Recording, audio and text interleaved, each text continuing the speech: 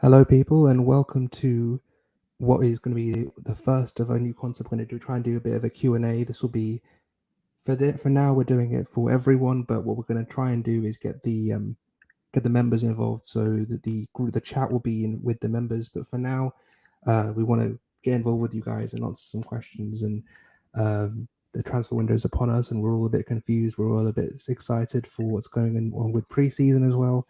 So I know we've got quite a few topics to discuss. How are you doing, George? Good, mate. Good, mate. How about you? Yeah, it's insanely hot in England, which is it's not England, so it's it's different. But we moved. Surprise! If you can see in the back there, I've got rain clouds, so typical Canadian summer. There we go. But yeah, what are you thinking about the window so far? And we'll talk about preseason as well, because we had that Nuremberg game we haven't covered either. But we'll start with the transfer window. What have you made of it so far, and what do you think we're moving to next? I'm very happy with kind of what we've done so far. I think you can separate. There's always a time on Twitter where you have to kind of do the devil's advocate answer, which I think is ridiculous. But just objectively looking at our window, the biggest need was getting a moving striker in fast and in for preseason, and something that we haven't done before. Let alone we've secured Fabio Vieira, who I think is a superstar in the making. And we've also done a couple little signings in terms of Marquinhos, who we've kind of talked about really briefly, who I think is going to be physically ready and a little bit different to what people might think, and, very adequate depth for me. But beyond that, I think there's some stuff for us to do. It would almost be like if the window were to shut, I'd be upset. However, at this point in the window, I'm extremely happy to have done the number of business and the quality of business that you've done to this point. It's really the halfway point of both the window, and really, as you can see with the transfer window, everything's going a little bit crazy right now, especially Chelsea, who, 2-3 weeks ago, you would have said are the losers of the window or are potentially going to become winners of the window. And these things are just in flux. So at the moment, I'm riding a very comfortable, happy scale with the window. Could it be improved? I think so. But one thing that I keep reminding you of is, I'm really happy with how aggressive we are in the market.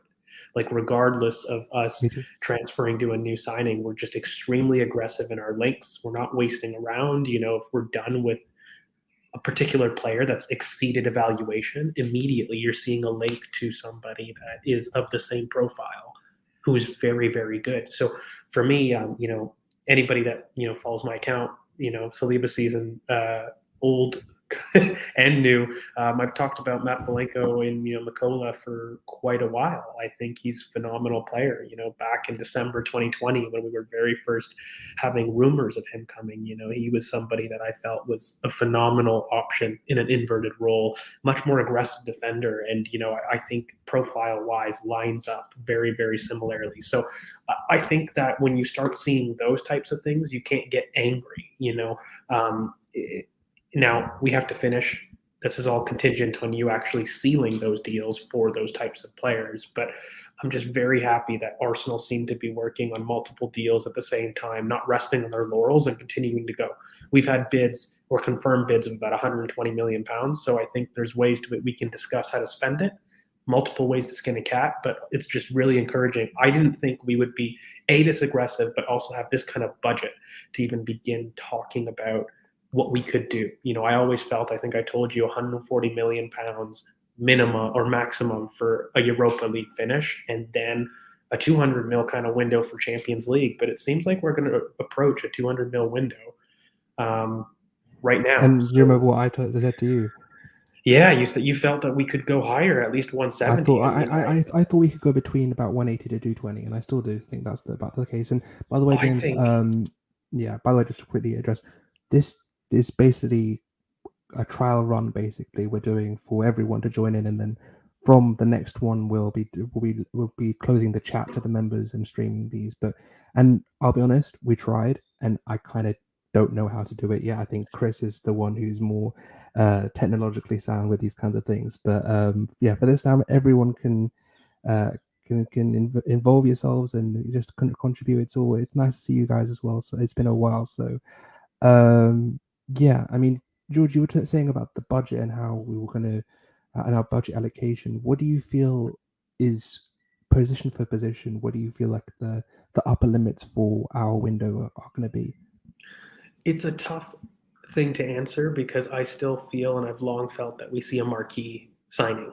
And it was kind of something that I felt that this window would have for us, and that means then that you can approach it in a couple different ways, right? If you spend more on one, you can add 5 or 10 million pounds in different positions. So for me, I've always felt that left back in general, so the inverted left back role, is not something that I wanted to spend more than 35 million pounds on.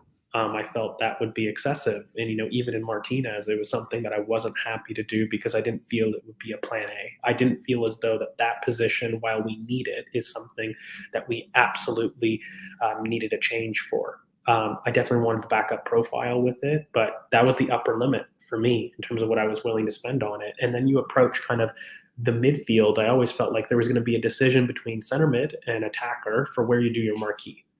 And then the second of those, you would want to get maybe a depth signing.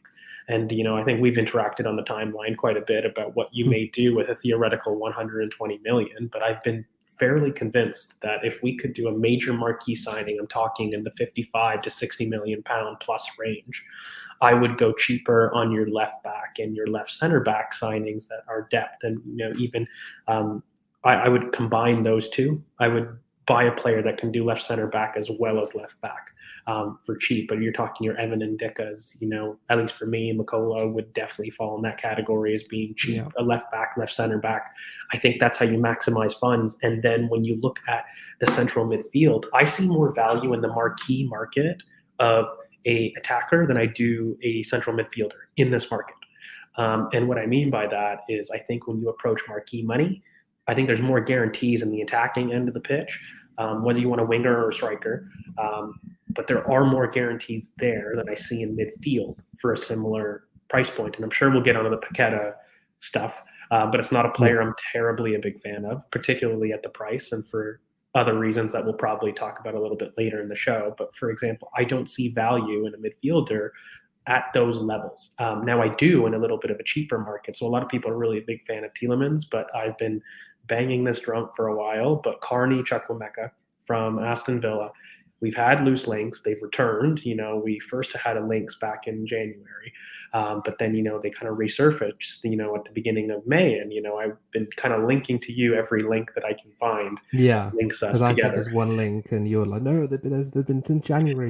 There's been a couple, and this is a player that I think is absolutely phenomenal, on the precipice of really exploding, a 19-year-old center mid, and I think people underrate the partnership between Granit Xhaka and Thomas Partey, and that's another thing that we might have to get into later on in the window. But Yeah, assuming sure. that's a first level partnership, it's a partnership that hasn't let us down terribly, and so I look at midfield as an area we can go young. Ideally, I'd love a big midfielder, but I don't see somebody of value on the market that I really like. And Chukwuemeka is in the last year of his contract, wouldn't cost more than 20 million, and would be absolutely phenomenal. I keep banging the award drum, but I think that's kind of done. So I know people love Betis, I him, think, but is his level now. And in terms of what's going on with midfield, I just quickly that if you're going to go for a marquee signing in that, it doesn't really make sense when you have a partnership as successful as Granit and Thomas, unless Granit's leaving or Thomas is unavailable for whatever reason, which we won't get into. But my whole thing is there's no reason to go marquee when you have a partnership that is committed to going for this next year at least. I think midfield probably, as the way it's looking, probably be a marquee market for the next year, because Granit, it looks like he doesn't really want to be here as long term. But if he does want to stay, then great. But we've got issues that are much deeper. I think the whole issue with this window has to be about improving the options that have to be coming in when we don't have the people available.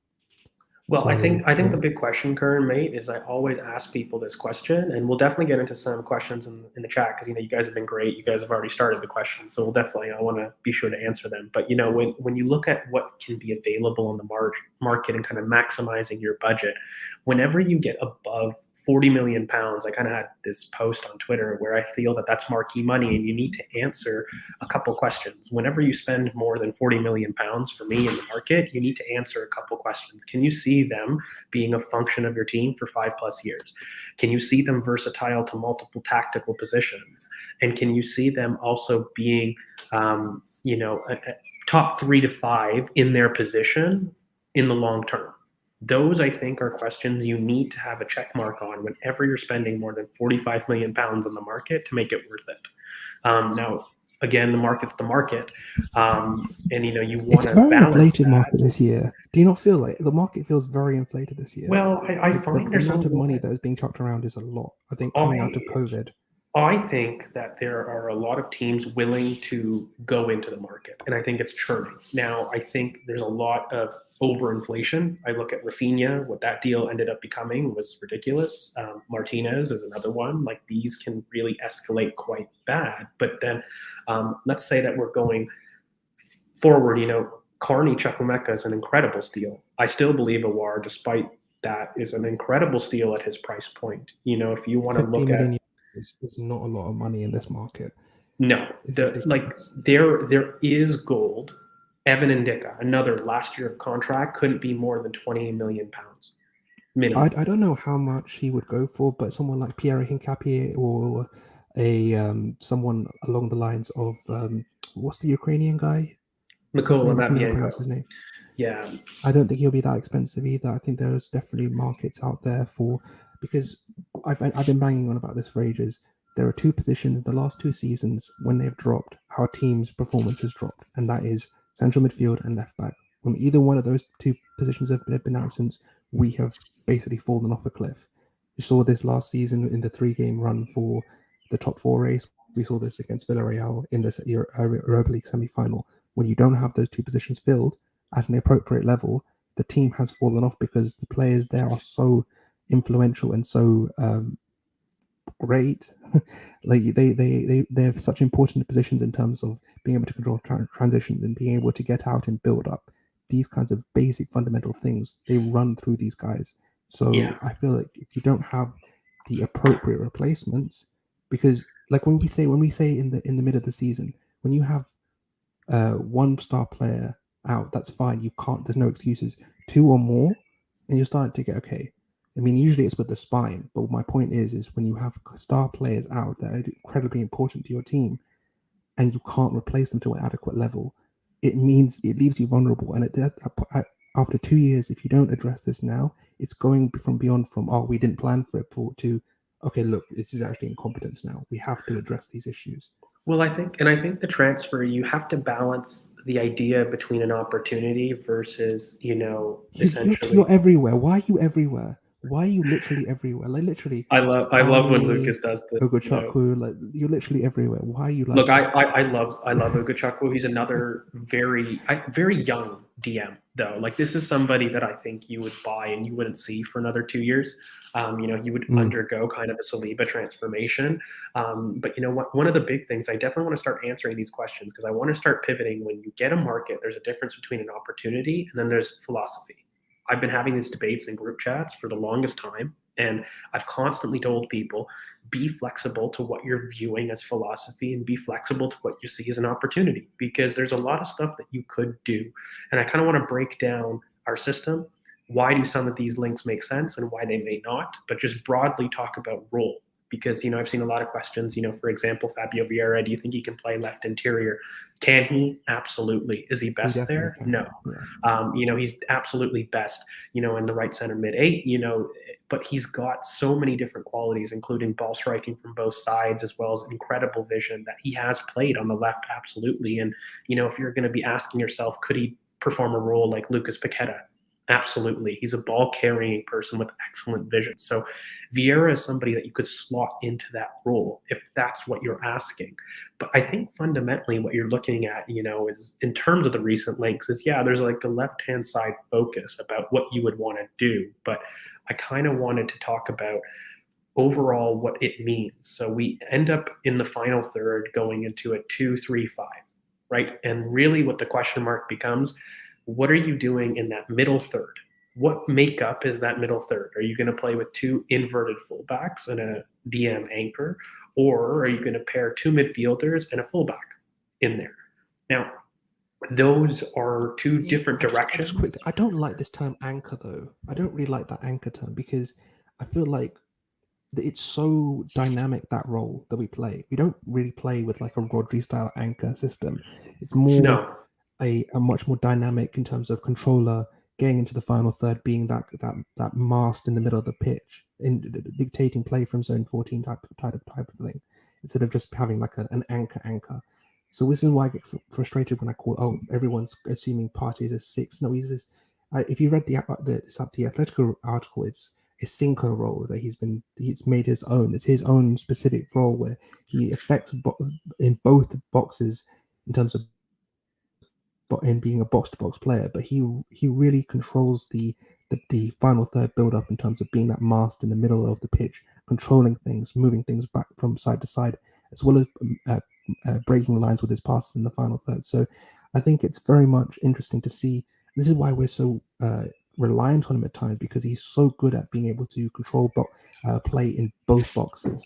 well, the thing is, mate, like it's what you surround him with. And I think those, and what I was kind of getting to is you've got two philosophies here that, Mikel, you could go inverted fullbacks both sides. And what does that mean? Like, what demand does that place on your left central midfielder and your left wing? Well, naturally, when you've got an inverted fullback, somebody that's really springy and aggressive, you're assuming can meet people wide, very, very quickly, very aggressive. And what that role means is you need somebody high in possession that can switch balls really early and accurately to the wingers. And you're going to employ this touchline winger mold where your wide channels of the 5 in midfield are not fullbacks, but they're going to be wingers. And that makes kind of the role in the middle of the park, your two interiors that are really close to the striker.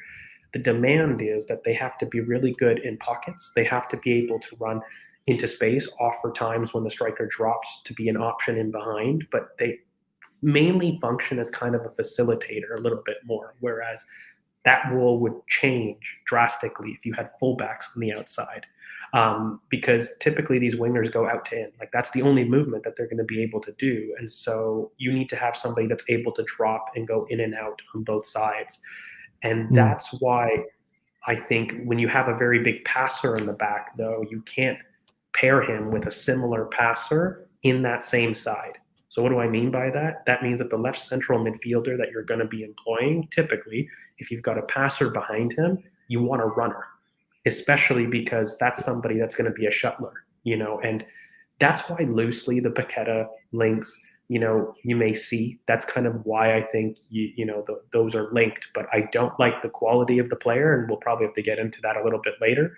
But it's also why I really like somebody like Carney Chukwuemeka, somebody who is absolutely a carrier, a disruptor in that area, who's very good in pockets, but is a pass volume master. This is a guy that can combine both. And so essentially when you find a profile like that, that's somebody that works really well with an inverted fullback. Now, let's say you don't do that and you have Granit Xhaka back in his role, and you have two midfielders instead of one fullback. What are you going to be asking, which is a little bit different? Well, in that case, you might have Kieran occupying the wide space, and then that left central midfielder, he isn't so much a runner, but now he has to become a 10 or the pseudo 10. Anybody that's been on the channel knows that term. Basically, it's someone that can control play through between the lines and just be someone to combine with in that half space or provide a half space cross.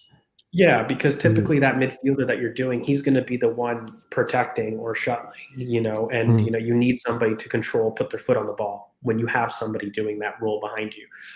And so the biggest thing I've seen people say, listen, when you have inverted fullbacks, you remove the transition responsibility. Well, in fact, you can do that with midfielder as well. Like, just Yeah. because they're a fullback doesn't mean that you don't have to ask the midfielder to do the same role. And in fact, although they're a little bit different in how they perform it, the outcome's the same. You're using that middle third to control transitions, to control second balls. That's their job. And then it just depends on if you sacrifice that for a little bit more passing. That means you need somebody ahead of you who's a little bit good at that. And then vice versa. If you end up getting a midfielder who can put his foot on the ball, you basically allow your left center midfielder to be somebody that's a little bit more movement based. Those are the kind of consequences that you're basically having. So just kind of to answer, in the end, I think it was Tony's question. Absolutely, there's a left-hand side transformation. A lot depends on what kind of left back that you pick up. So, say you pick up a left back that's more inverted. I think you're looking at a left central midfielder who's more of a runner profile. Ideally, somebody right-footed. I think we have a lot of left-footed, attacking midfielder options or number 8 options. I think it doesn't make sense to recruit somebody that's also left-footed, particularly when you bought Fabio Vieira, who can do that role. And you've got Charlie Patino on the up. I don't think he's a factor this season, but you can't not. I think he goes on loan. I think me and you were talking earlier about being on loan this season. Potentially, but he's also a left-footed 8 that down the line in a year you will have in your squad as a factor. Yeah. So it doesn't make sense for me to buy another one.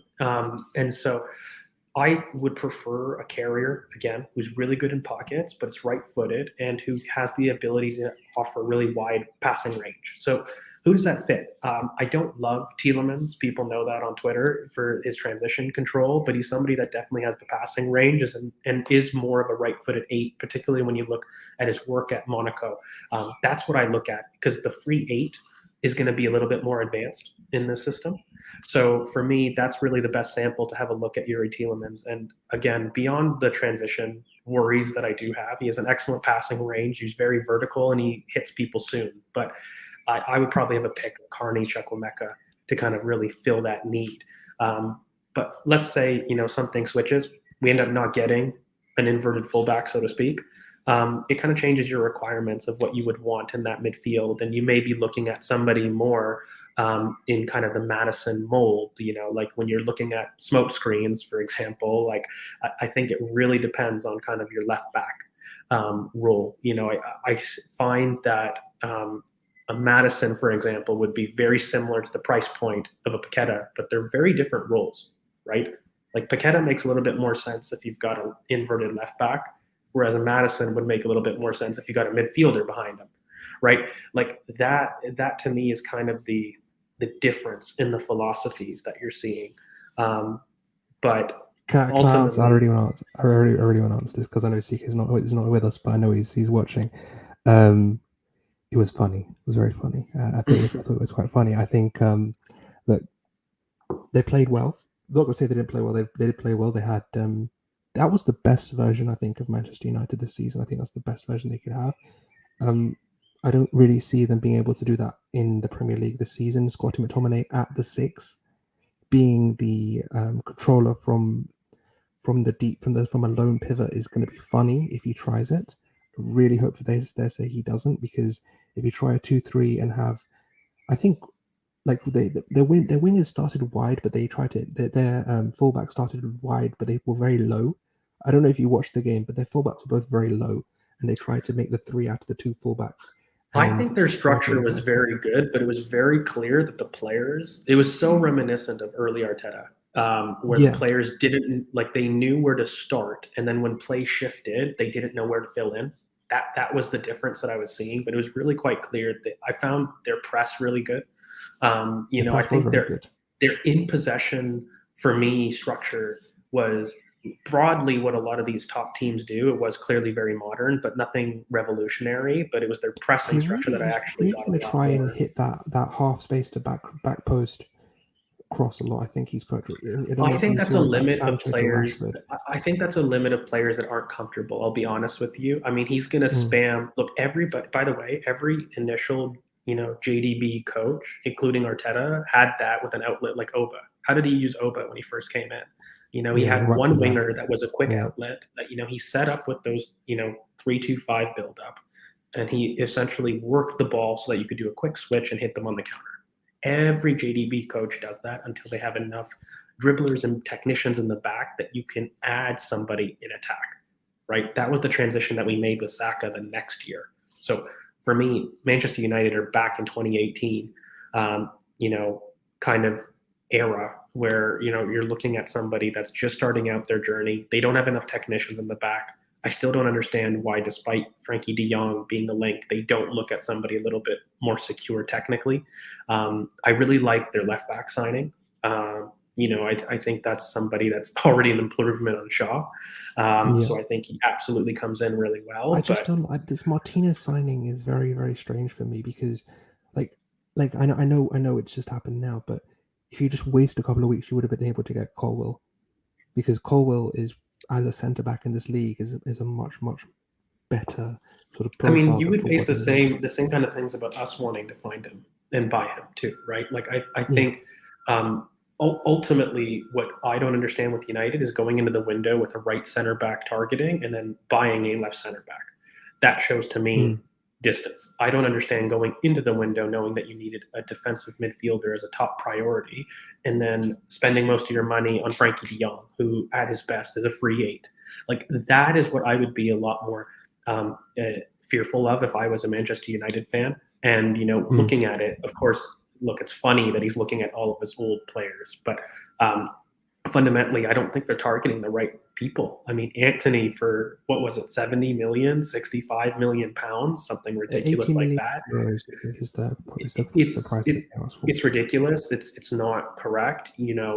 There's other market opportunities that you can do. So that for me is the biggest issue. But just to get back to this question, because I want to answer some of the other ones so we can get caught up here. But yeah, I think the biggest benefit of the Manchester United structure was the press. I really liked how narrow that he got everybody in possession and out of possession. There was a lot of players for me that previously hadn't done a lot of work, and he got them doing work. So that's something I really took from it. And he's doing very basic 3-2-5s. The only thing is I think they're going to do what we did, where they're going to lump things long, hoping to fight for second balls and then release their outlets. I mean, that pass from Bruno that's been going around, on Twitter and, socials has been a pass he's been doing all year. I don't know why people are freaking out, but it's something that he does quite regularly. But that's what they used to crucify him for. That's literally what they crucified him They for. did, but again, a new coach comes in, a shiny coach that they like, and they approve of that tactic. But I think fundamentally they're going to have trouble in the back. They're going to have technicians that I think they're going to struggle with, and they're going to suffer from a press in possession. You can already see it. David De Gea stepping out so much. That's a recipe for disaster long term. Like I can see, remember early Leno, where we saw these hideous mistakes in building from the back. I absolutely see that as an issue with United, especially with their technicians. Perfect. And, I see that having an issue, but I really like their press. If I was a United fan, I'd love the press that they were doing. Really quickly, thank you so much for becoming a YouTube member. We really appreciate it. Thanks, guys. And again, this is just going to be a test drive. We're going to absolutely do member Q&As a little bit down the line. But I just wanted to ask some quick questions. Sorry. Zinchenko, is there anything there? He's definitely somebody in that inverted left back mold. But again, I find that we might be looking for somebody more defensively sound. So the one thing that I always said with Zinchenko is he's an excellent player, a really good turning radius, but he's quite poor defensively. And I think for that role, we need somebody at the very least who is going to be aggressive wide and do really well in 1v1s. Like that's a non-negotiable of that role. Martinez, I think actually, nicknamed the Butcher, is somebody that would have done that, but he was overly aggressive to meet his marker. But I think somebody like McCullough, if we were to get him and pivot that way, is excellent in that regard. Maybe a little bit less of a turning radius, similar passing range, but not volume. So a little bit less of a technician. But what you're getting is somebody very aggressive in terms of being able to come through. Yeah, like I would really focus if you guys are at all suggesting anybody, you're somebody who likes Hinkapie. I haven't watched him quite enough to really make a comment on him, but that role, whatever you need, in terms of the minimum is like, yeah. I mean, sorry, you're terminating, but I'm gonna just really quickly, like that role, really, really quickly is essentially a budget option that needs to be able to squeeze out and in very quickly. I called it the accordion in some other shows. think of a player that can spring wide really quickly and can retreat back into their block very quickly. That's going to be a very important aspect when you're looking for somebody that's going to play this inverted left back role. And then in possession, you really want somebody that has excellent long ball accuracy that you can see switch quickly and effectively out to the wings with accuracy. And so that's why I keep talking about Makola. I talk about Evan and Dika. All of these guys have that aspect where they're very aggressive wide. They can definitely meet people very, very quickly, but they have phenomenal long ball accuracy. So the only thing with Zinchenko, I don't think he's got that aggressive off the ball meeting, and he's not competent in wide areas defending the ball. No. But what you're going to get is a player that obviously has the passing range, but that added turning radius in tight spaces. But that's just not something that I think you need, especially if you're looking to have somebody ahead of you who's a little bit more ball to feet. That's basically what you're debating, right? So you would need somebody more defensively secure ahead of him. And that's not something I would like to do. So I think Zinchenko, he's in the area, but I actually, contrary to Twitter, don't believe that's somebody that we actually fully go after. Look, I think in terms of just being simple, I would go back and watch the Palace at home game and just be like, look, we want someone in transition who's able just to meet their marker at that in transition at well. If you remember that game, I was at that game. We lost the ball at the halfway line with Sambi and Partey both making individual errors, but we just didn't have the numbers to track back and meet and in transition and time, and they just got their goals that way. In terms of in possession, I'd look at some of the games where we just couldn't break down teams. I mean, I'd look at Brighton away. I think that was a perfect example. George has not upgraded. He's just using one of his token 3 backgrounds. He has 3 of them. He has his storeroom. He has a whiteboard, and he has Toronto in the back. There's 3 of them. But in terms of in the actual getting back to the actual question, the issue, I think, what an inverted left back does is it gives us both transition control going back and the ability to push players higher up, so we can focus on breaking down low blocks and attack. I wanted to talk about this quickly because it's come on, scroll through. You got this. Because I think we're both going to be quite on the same page with this. I think look, for me, I think that Man United is a much tougher build. I feel like the faith that Arsenal have shown Arteta and the ability just to be able to grind out and go through the tough times. I mean, you look at that not last season before, the September to December run where we were just not doing anything with it, and we were 15, 16, something like that at the end of it, and he didn't get sacked. He persisted through, and we ended up getting back into life. So I don't know if they have the same ability to stick it out with Ten Hag. I don't know if they would. It will get worse for them. I'm not saying it's just out of like copium or whatever you guys want to say. It will get worse for them. They're not built for a JDP built side. They're built for Ollie ball to 4-2-3-1, low block, counter, hit your outlets, and get balls in transition and hit teams hard when you get the ball back. So they're not built for JDP possession ball. They don't have the squad for that. Ronaldo is not a presser. The McFred pivot is, I don't know what you're going to do with that. I don't know how you're going to navigate that. Are you going to have Fred play an 8 if Frankie does come in? There's a lot of different variables that you have to talk about here. And in terms of long term, it's very hard to see what happens long term. Like, how do you take into account the amount of variables that will be in? I mean, they could go and have an amazing season. You never know. But the thing is, if we take in terms of accounts of what they have and what they're spending, I just don't see them hitting, being an amazing team very, very quickly. No, part of the problem, though, is when you analyze the squad of Manchester United is that it's a bloated squad with wages being spent on people that don't deserve it. It's got an insanely high wage bill, and the turnover that's going to be required is going to be as drastic, if not more, than Mikel Arteta's job. And so while you may have more money, you don't have more money spending the way that they spent. Putting how many people do they have roughly on £350,000 a week? And how many of them are long-term pieces for JDP system? Look at David De Gea. Mm-hmm. Does he fit? No, he doesn't. they've put their faith in him. He's renewed.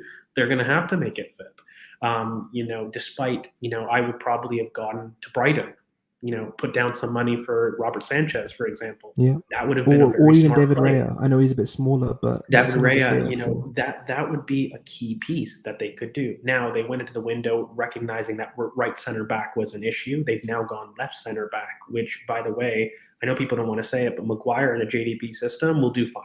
Luke He Shaw will be was okay. arguably the better fullback Do you of think their he'll really shift to right poor centre back fullbacks. though? I think they try and put Maguire at right centre back and then move Martinez to left centre back for when They Varane is might, out. but then at that expense, you're basically put somebody who's better on one side of the pitch to be worse on another side of the pitch, and Yeah. you're This is basically why going a back business again makes no to sense for me. not being smart. But again, I kind of, just to answer this question, being more money doesn't speed up a process. Smart decisions speed up a process. So, for example, with Arsenal, we are very blessed to have a really good academy that has been able to really substantially impact our rebuild. Ten Hag and United will have to make sure that the big money signings that they make hit, and they don't only hit, they go running, because they will not have the same amount of scope to do this with what they've done on their wage bill. There is still an immense amount of work that needs to be done. And part of the reason that Arteta had such a slow beginning was because he had to clean up a wage bill that was getting out of hand. And United, It still without being in was. It was Europe, only till this past year that 100K a week has been chopped, and I that mean was that's that was a mental. 2 year process. Which, by the way, we're still feeling the effects of with Torreira. And by the way, our Torreira on 75K a week is going to be Manchester That's a United's. steal. Yeah, but this is the point. With United, their Deadwood is going to be a 350,000 a week David De Gea, as opposed to a Lucas Torreira at 75K. Like, that is, so you may have more money, but your scope for damage is going to be even bigger. That's kind of the risk that you I remember play. reading that 6 out of the top 10. I don't know if someone can correct me if I'm wrong with this, but 6 out of the top 10 wages in this league are Man United players. It's something ridiculous like that. 6 out of the top 12, I think, or something like this, where literally their wage bill is rocket high. Ronaldo's on $500,000 a year, Varane, Sancho, all these different types of players. So, yeah. So, look, can I? I want to talk about this because I want to talk about Levi Colwill. I think there's an opportunity there. I don't care. I know people are going to say it's a bit short-sighted, but we were linked to him in the past. I think there is definitely an opportunity there, especially as at left centre back, where Mikel has identified that he wants a backup. Can he play at left? He's played at left. He's played left centre back in a 3. I don't really see him being a left back. But in terms of if you want competition for places, Colwell is 100% an opportunity there. And sometimes you just have to seize on market opportunities like this. I think that there has to be some kind of at least try. I'm not saying you have to 100% get. If you put in, say, a 35 mil bid and it gets rejected, so be it. At least you tried. At least there was some kind of opportunity that you could take there. But I just feel like this is such a good opportunity for such a young, exciting left-sided centre back that you've got to at least try. I know you feel it's a bit useless, but I think with what Chelsea are doing, Chelsea are having a very good window. Let's not lie. No, you know But what it is, they're Kurt? not It's not that addressing it's the useless. key issues in the squad. It's not useless. What it is you would have to accept still not being able to do a midfielder combined with that. That's what I always worry with people. So if you're spending 30 to 35 million on a Levi Colwill, who was absolutely worth it. In fact, I actually believe it's something that we should probably be doing. But then you have to accept that you're not getting a cheaper Chukwuemeka or even a Tielemans. You're not getting a midfield option. That's what you're sacrificing. When you spend that amount of money, okay, you're removing a signing. And I'm okay with that as long as people understand that impact. Like, I don't feel as though that's a massive play. Like, for me, Pablo Marie, Rob Holding, and Kieran Tierney being out have been issues that have plagued Arsenal far more than having an additional option outside of Granit Xhaka, who I would like. Don't get me wrong. How much would Carney be? Whole. Carney would be no more than 20 million. That's max because he's of in the last year of his issue contract. with his because I swear it's something like you have to play if you wait till 6 months later, then you have to pay compensation or something like this. Like, what is the situation with it? Well, the situation with him is he's actually been left out of tour because he hasn't signed a contract, and he's in the last year of his contract. So Aston Villa are actively pushing to get some kind of money for him, and he's not signing any deals. And the idea is radio silence from him. And so that's why I believe, like, he would be worth peanuts. It's not his real value. He's in the last year of contract. Villa don't have a leg to stand on in negotiations. So, but again, The just interest is there, jumping. though. There's so much interest in it's there, though. This is the thing. Well, there's interest, but mate, also he is demanding first team playing time. And if you're looking at it, he's not going to get the amount of playing time that he demands at any of the linked clubs. But Arsenal are the ones with the biggest proof in the pudding of playing youngsters than those big clubs. If you look through it, Barcelona are He could get time at interested. Newcastle. Sorry, He could get time at Newcastle, surely. not with Joe Willock. Like, he's in a position that, again, and a profile that is literally there, that they just bought and spent 30 million. What did they spend? What did they give us for Joe? 25 million pounds for? The 5 million rising to 30, I think. Yeah, you're not buying an asset that you already did. But again, when you look at kind of Levi Colwell, this is, again, somebody that I think is totally worth it. When you look at what he could be down the line, he is a phenomenal potential. I would spend up to 30 to 35 million for him. I understand, though, that would mean I can't get a midfielder or a cheap midfielder, though. And then the question becomes, and I would ask you, would you prefer 35 million on Colwell, or to get Chukwuemeka and Makola, each at around 15 million pounds, maybe 17 million pounds? But that's the question. You know me too well. I know, this is the thing. that's the question that you would have to evaluate, and that's what I urge fans to. So, like, it's not a matter of me not thinking that the player's worth it, but I also know, okay, if I don't get that, can we deal with basically having a hole in midfield?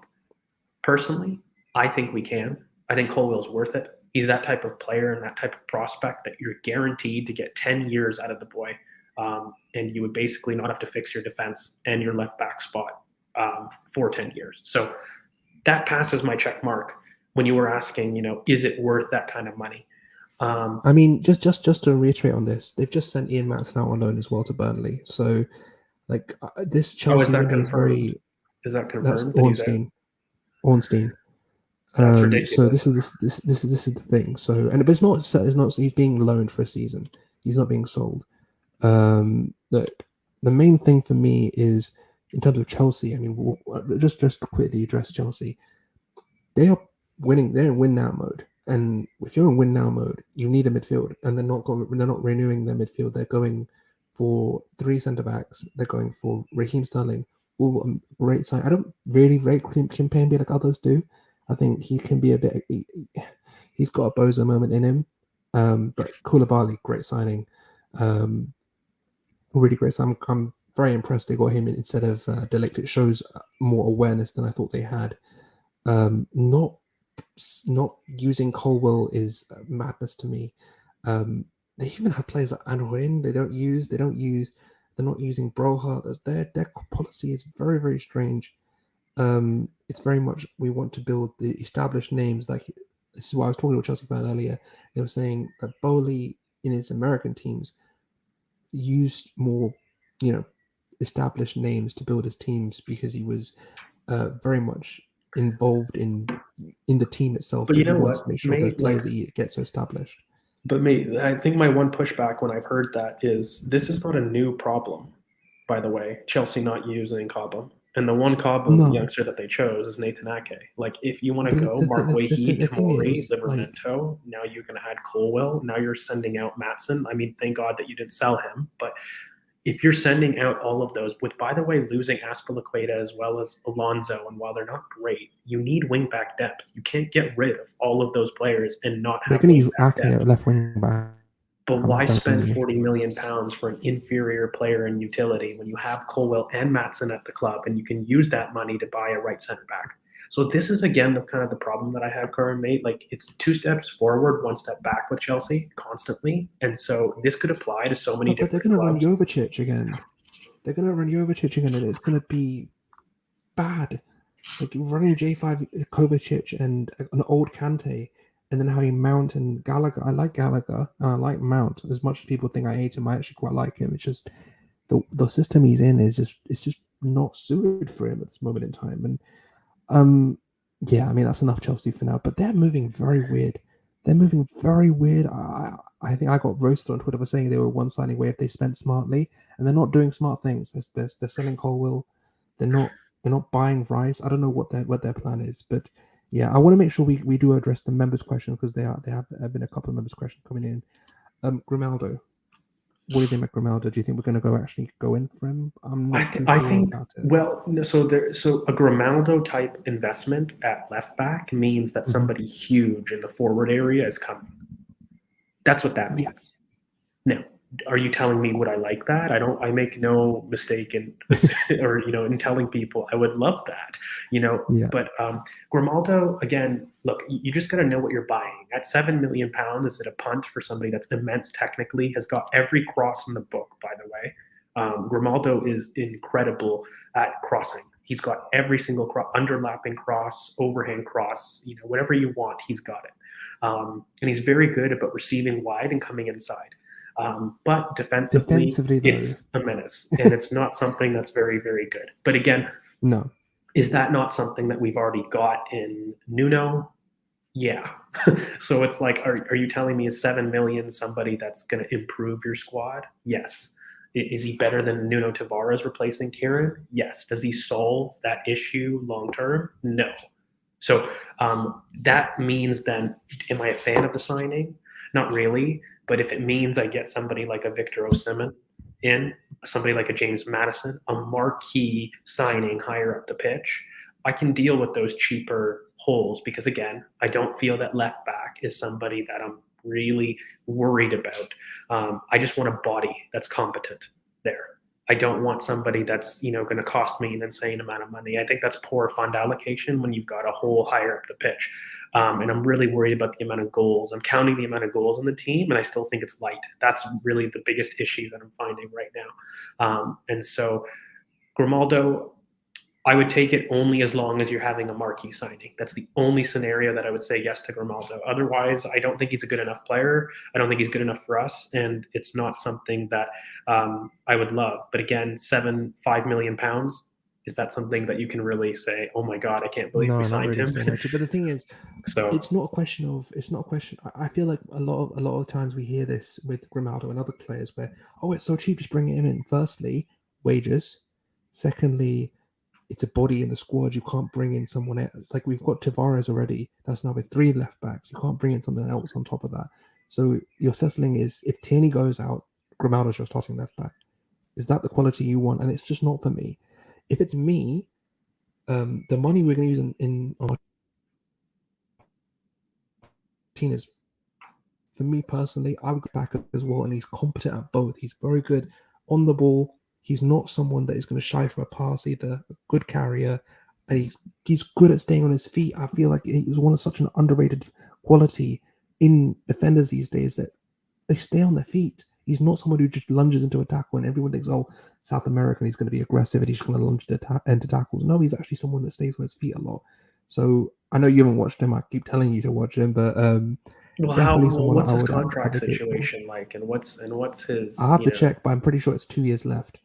So I mean, you're looking at Martinez money for somebody like that. Yeah, that's why I said I would use the Martinez money and fill 2 positions in at a level that you're going to be able to use that for 5-7 years. I think I'm very much somebody. I think you know me. I'm somebody that likes if we're looking at backup role, I'm not impressed on making large amounts of money on that, especially when I know I have a starting role. So for me, I would much rather split Martinez money into 2 very good options, i.e. Mikola Matvienko for about 15 to 17 million, and spend the remaining 15, 17 million on Carney Chukwuemeka. And that way, I've got depth options that you're spending depth money. What happens if you end up spending large amounts of money on somebody that you don't think works long term? That's where I start to see very big issues financially. And so I'm not saying that. Yeah, it's a little bit better. But Hickey, I don't think I can't say I haven't watched him, but I worry spending £35 million, which is almost marquee money, on a depth signing that ultimately will be for depth in specific scenarios. So I would much rather we do a Mikola Matvienko and a Carney Chukwuemeka to solve the depth. I think that works needed as well. And it addresses 2 key positions, but yeah, I think just in terms of winger, I'm happy with Reece. I don't care what people say. I'm happy with Reece. I think he does a great job in terms of being able just to provide that Europa League minutes. I think he's good enough to do that. I think there's a chance that you could see some development, especially given some minutes. I just think that there's an opportunity there that you shouldn't really just discount. I know other people are more saying towards a. I know Haas is on Lookman. I don't really see that happening. I think that there's a couple of options out there. What do you think? So if you can't get a Victor Osimhen, which is very fair, that's a marquee signing that would take a really big deal. So you can't do that. I would much rather shop in the pool of the Rafinha money, but look at more of somebody that's a 10 that you can use wide. And so you're looking primarily for me like a James Madison is somebody that's somebody I'm very high on, and you know that way you can kind of move Jesus at striker. Somebody that I love and people know, Kamaldeen Sulemana. But again, that's a youngster. It's a very big project signing. It's somebody that I think would work amazing for us, but you're not going to see the player for about 2 years. And so I don't know if he really adds the goals, but I know James Madison adds goals. So the thing is, what you're losing with an Osimhen, you need to make sure that his replacement is adequately contributing at least 18 to 20 goal and assist contributions for you.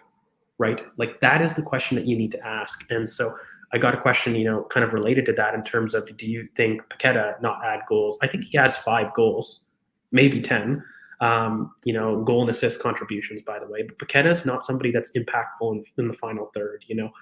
The reason that he's gotten some of those goal and assist contributions that you see is a lot of times he was moved all over the place in Lyon. You know, he played right wing, he played false 9, and he's in a position to be the finisher. So that's why he did it, but he's not actually got a variety of finishing.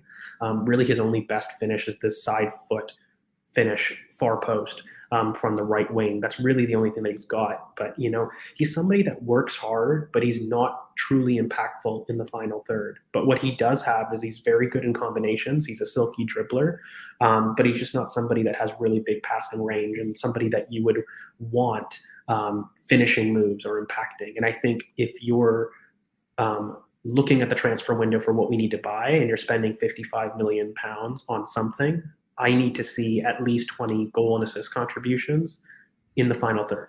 Like that's what I need to see if that's what you're spending at that level. So I much rather want, you know, somebody that's right-footed that can absolutely be an 8 and have excellent ball striking, fix us on set pieces. So I definitely look at a James Madison a lot more favorably for the same money. And that's really the big difference that we're getting. I think Paqueta is a lot more versatile than a James Madison, but James Madison's far more potent than Paqueta, and that's what we need.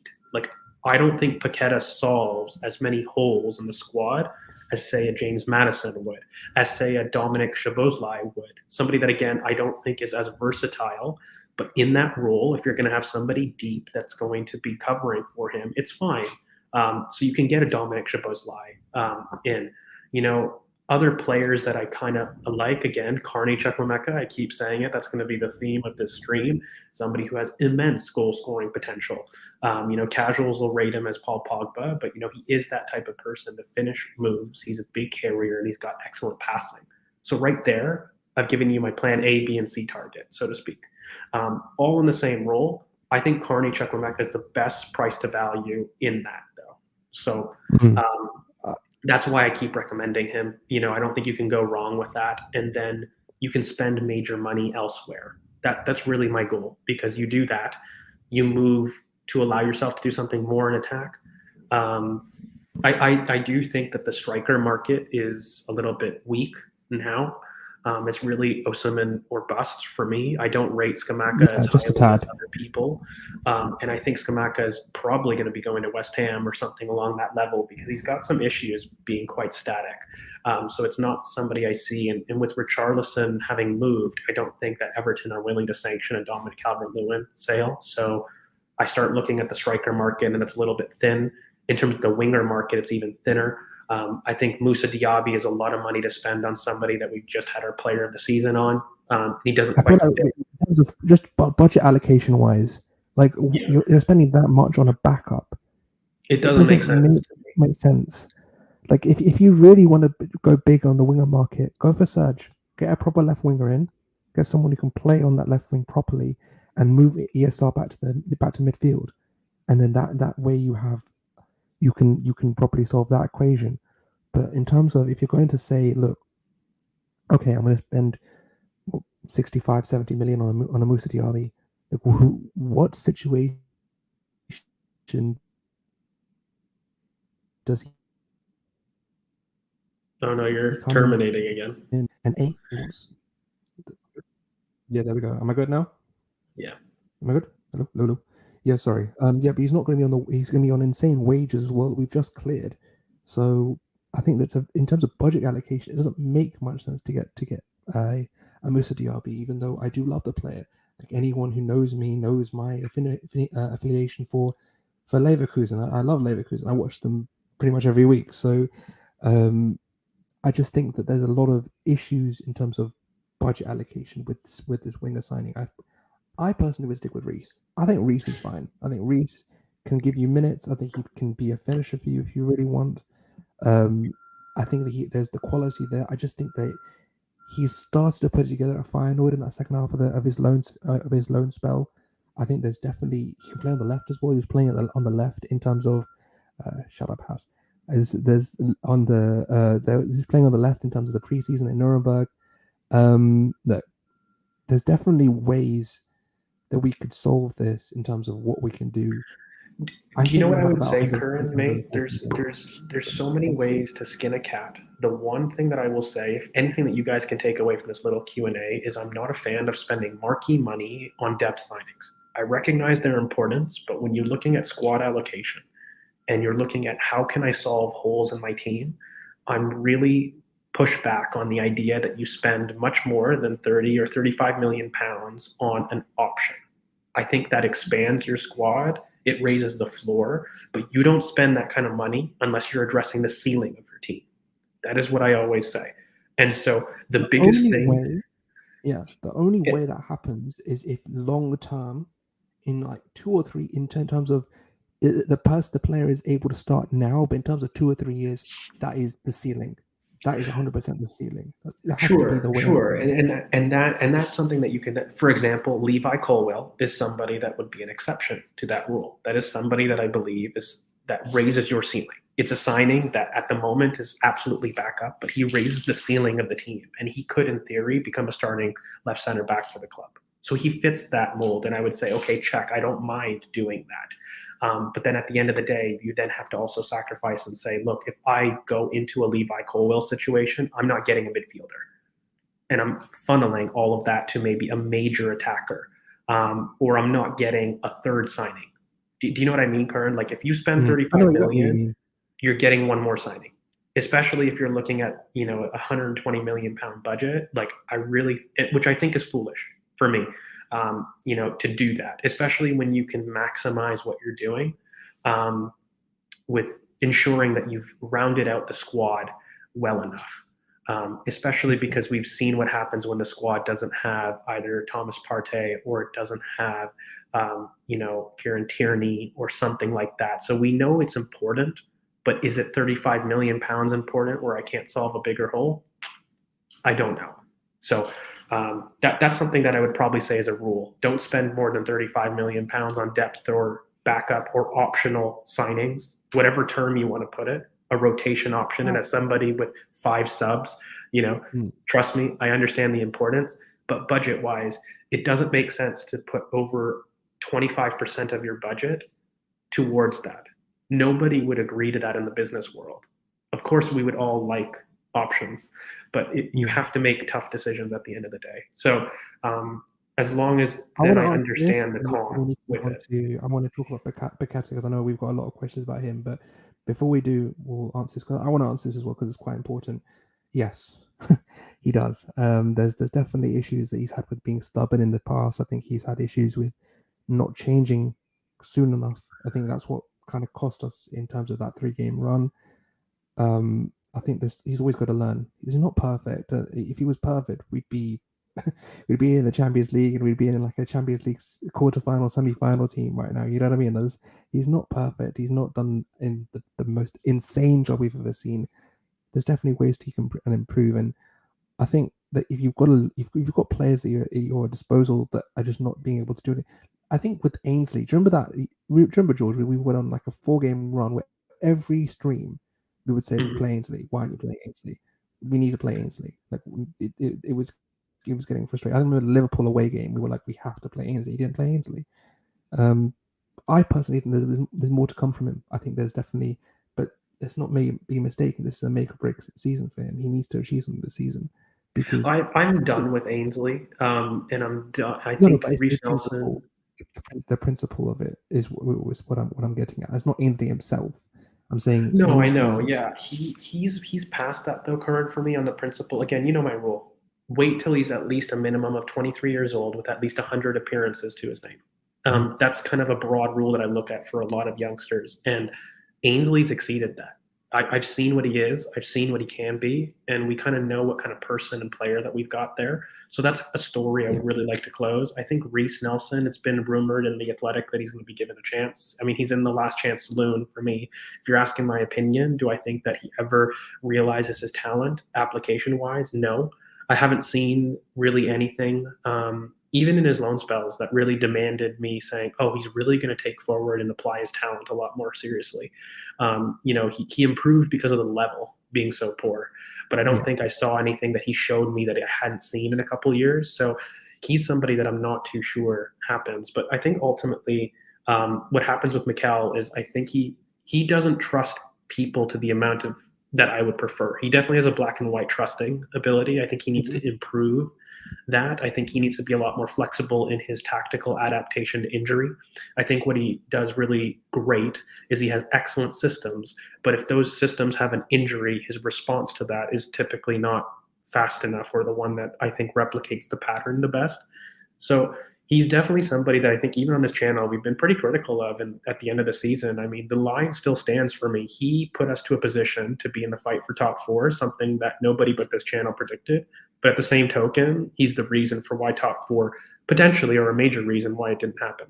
His insistence on not playing Eddie sooner was a major issue. The Lacazette moving striker was something that we debated on the channel for a while. His adaptation to losing Thomas Partey in terms of the midfield dynamics, yeah, it's not really great. But then again, for me. I think the inability to adapt in terms of soon. You know what I mean? It took him so long to get through that. The post Crystal Palace game. And I mean, this is ridiculous. Just really quickly, because this is just, I'm just going to address this one time. And I know it's not what we do here, but again, it's kind of ball over passion for a reason. And the idea that you're going to be supporting a player or a manager is ridiculous. Like that's really childish. So I don't know. We kind of don't really do that here. So no, obviously I support Arsenal a lot more, but I think anybody should. The club comes above any kind of player or manager. So relax, with that kind of stuff. But yeah, I think honestly, there was one question a lot earlier that I definitely wanted to do, and I don't want to get caught out by the name as I have done. But this is actually a kind of good question that maybe people might be looking like. What do you look forward to in terms of preseason? We're both going to say the same player. Well, maybe. I mean, I don't know. You let me know. I have some thoughts on preseason, but yeah, it's going to be Saliba for me. To? I can't wait to see him.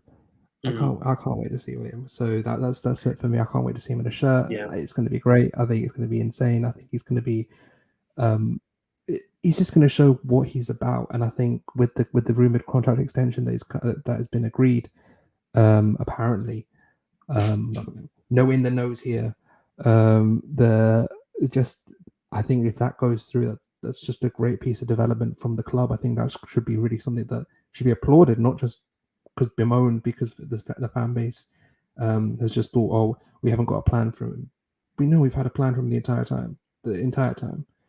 When we couldn't find a loan for him, we got a loan for him. He went through tough times. We supported him, and even though he wasn't really that enthused about last season, he went and became a French international, and we kept in contact with him. Ben Napper has to have great credit as well for being able to manage that loan. I think it's been a great success. So Saliba for me. Brooke isn't on the tour, by the way. Otherwise, I would love to see both Well, as well. just I to, think Vieira, I'll obviously, double yeah. up because you've taken Saliba, which I resent as being I previous wanted to get Saliba inside for a on reason. Twitter, which is ridiculous. But no, Fabio Vieira, it's somebody that I've basically talked about at length on Twitter and also on this channel. We talked about Fabio Vieira last year in terms of Odegaard and Buendia replacements, and it's Yeah. somebody that I'm finally happy that we've actually chosen one of my boys, so to speak. This guy is a superstar. I think Fabio Vieira, you're going to absolutely need to have some time to adapt. It's a boy that, by the way, has only played for Porto too. He's gone through all of the ranks, and he's somebody that was a star, at the U21 tournament. And it was the same tournament that had Florian Wirtz as well. For people that are looking at references, but Fabio Vieira was the pick of the tournament. That he is an unbelievable player with an incredibly high ceiling. I think he's somebody that is probably going to be top 3 in their position. Fully developed. He doesn't have a weakness. He really doesn't have a weakness. It's purely about adaptability, and I don't think it's a question of whether or not we have a superstar. It's just when we see it. That's basically it. Ball striking both feet, he has it. A 5-yard burst, he has it. The technical ability, he is more technical than Martin Odegaard. And that's not a dig, by the way, which a lot of people seem to think I do of Martin Odegaard. But this is a kid that can do it with his weak foot. This is a kid that will release the pass quickly. This is a kid that, by the way, is a lot more adaptable. He can do it both sides. He's played left central midfield quite a bit. He's much more comfortable on the right, but he's played. He's played as an anchor. He's played every single type of midfield role. And he's also somebody that has a lot more of a physicality to him. He will do the hard yards. He plays for a coach in Porto that, is very Diego Simeone in approach. He is, he really values hard work. And so Fabio Vieira is no stranger to that. So he combines really everything you would want in theory. And I think Edu was spot on for once in terms of describing somebody that we don't have in the squad. He will significantly impact our final third. And, I've been saying it for a while, but yeah, Vieira is definitely, somebody that I'm very, very much excited for. If I'm not We mistaken, mentioned him in the we did pod talk last about year, Raw but yeah, we did talk about Rule Walters in the in pod the last pod year, last year, yeah. but we'll definitely But be reviewing I that academy because pod soon. I think yeah yeah I just want to because I love Yo-Yo, he's my guy, but I feel like something's got, because the thing is, look, I feel like if you look at Unai's Villarreal and what happened with that, it's a clear squad building issue, as well as Yeah, I think I don't know about this. The one thing that I'll definitely back up kind of here, as Curran fixes his audio today, he's struggling, and we still can't hear you, mate. There you go. Okay, the only thing that I'll kind of retort is I think there's definitely mistakes, but at the end of the day, he's definitely coached up players to a degree that we haven't seen with those Unai and Conte teams. And by the way, the Spurs overachievement, I think, is drastically overstated, particularly when they have 2 world-class finishers, and they've been able to finally do it. But ultimately, 2 points isn't a stick to kind of beat either club with. Ultimately, they were a game and a moment away from actually getting there. So it's not something that I actually agree with. I do think that Mikel has to learn from his mistakes, but ultimately, I think until you basically achieve something or he doesn't, the in and out debate is going to be something that'll be perpetually there, which I think is weird because we've signed him on, and so there's no point in debating it. But yeah, ultimately, I think that if you can't see the potential of him, then I would question it. But I definitely believe that anybody who blindly accepts everything is a little bit off as well. Like there's definitely stuff that you can critique because 100%. he's inexperienced and he's shown it. But he's shown things that have absolutely cost us, but he's also improved us where nobody I felt could.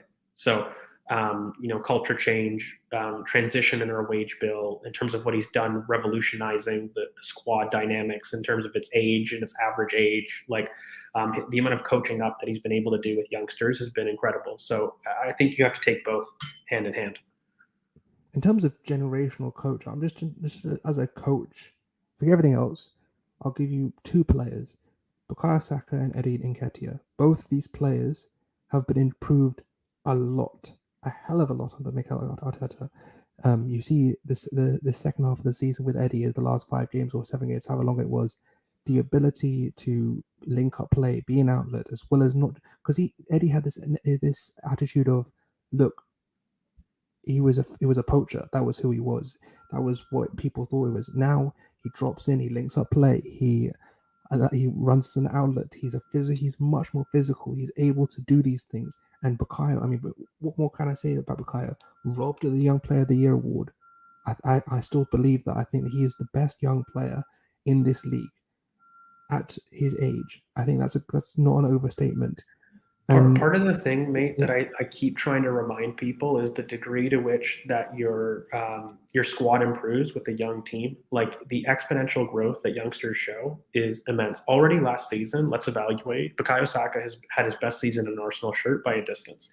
Emile Smith-Rowe and Martinelli both achieved goal and assist contributions that exceeded their entire career totals, not just last year, their career totals. So our youngsters took a huge jump. I think they'll continue to jump, and some may not jump as high as others. And that process won't be linear. It won't be the exact same for everybody. Everybody's unique. But this idea that a 23-year-old, 24-year-old average squad doesn't improve, I think is ludicrous. And it's something that I don't think people account for enough, particularly when you're looking at projections. They just look at they subtract and add goal and assists mathematically like that when it doesn't really work. So, you couldn't have predicted. Well, look, not you couldn't. I mean, we said Emile Smith-Rowe would have an explosion, this year. But, even myself, to be kind of our top scorer for so long, and really the only thing that derailed that, by the way, Curran, is injury in the second half of the season. Otherwise, I have no doubt that, Emile Smith-Rowe finishes as our top scorer, which is ridiculous to say. But, he's there. And so I think definitely there's that. Gabriel Jesus is a massive signing, I think, for this club, in terms of what he offers from a movement striker. In terms of also Eddie's improvement as well. Eddie Nketiah is going to be a massive factor to this club. Very happy that he stayed, and very adamant that he would stay on Twitter, despite a lot of people thinking that he wouldn't. So I just think that, to be fair, to round out this question, I think this is a fair assessment to make, which is something that I think everybody, even his biggest fans, have had at some point. I think the impatientness, and even myself, I've been left very frustrated with his adaptability to injuries. And I do believe it's cost us. So I completely agree. This isn't a dig at you, because I think a lot of people do this, but it's not a dig at you at all, because I felt the same way. I think a lot of us have, in terms of, we were almost there. You know what I mean? There was something that we'd achieved something special. We were almost there, and we just couldn't get it over the line. I think a lot of it is squad building. I think a lot of it is an inability to adapt from the manager himself. Well, really quickly, because Curran, I also want to talk, and while you find that question, because what Alex brings up is a really good point, just really quickly, why I keep being so adamant on Victor Osimhen is exactly because of the link up between Eddie Nketiah and Gabriel Jesus. If you really analyze that game, Gabriel Jesus' best moments were receiving wide and cutting inside. Case in point, his first goal. Case in point, how Eddie was able to drop deep and form excellently in the left half space. That's his move. But if you were to recruit a Victor Osimhen, he does that on both channels, and to an even more devastating effect. And but that little he has a bit more of a left side bias as well. He doesn't do it on the right quite as much, but Victor Osimhen can, and he is a person that if you were to sub Eddie for Victor, is kind of exactly why I really wanted to see that, because I think if you have Gabriel Jesus, and we'll address this right after, but really quickly, you're looking at somebody outside the box that does this best work wide, but then in the box is one of the best box movers, not just in the league, but also in terms of his ratio to goals inside and outside the box. Gabriel Jesus has the most goals inside the box than any striker in the Premier League history, as a ratio. So when you look at all of the goals that he scored, he's basically scored 0 goals outside the box, and they've all been inside the box. So that's a player that you want free movement inside the box, but you don't really want him receiving central. Like Eddie was doing a lot of that. Eddie was dropping deep. that's why you need to kind of release him a little bit. And for me, Victor Osimhen would have been phenomenal for that. But I definitely want to answer this question first. So I'll go for you, mate. Like, Right, I'll let you address. I'll go for. Look, I think I've always said it, and last season the same. I think this top four race is going to be very tight. If you guys remember the last season I had, from fourth, I think third or fourth, no, it was third to seventh, was a gap of 4 points, and I don't see any different this year. I think it's going to be a very, very tight race. Do I see us being able to get over the line?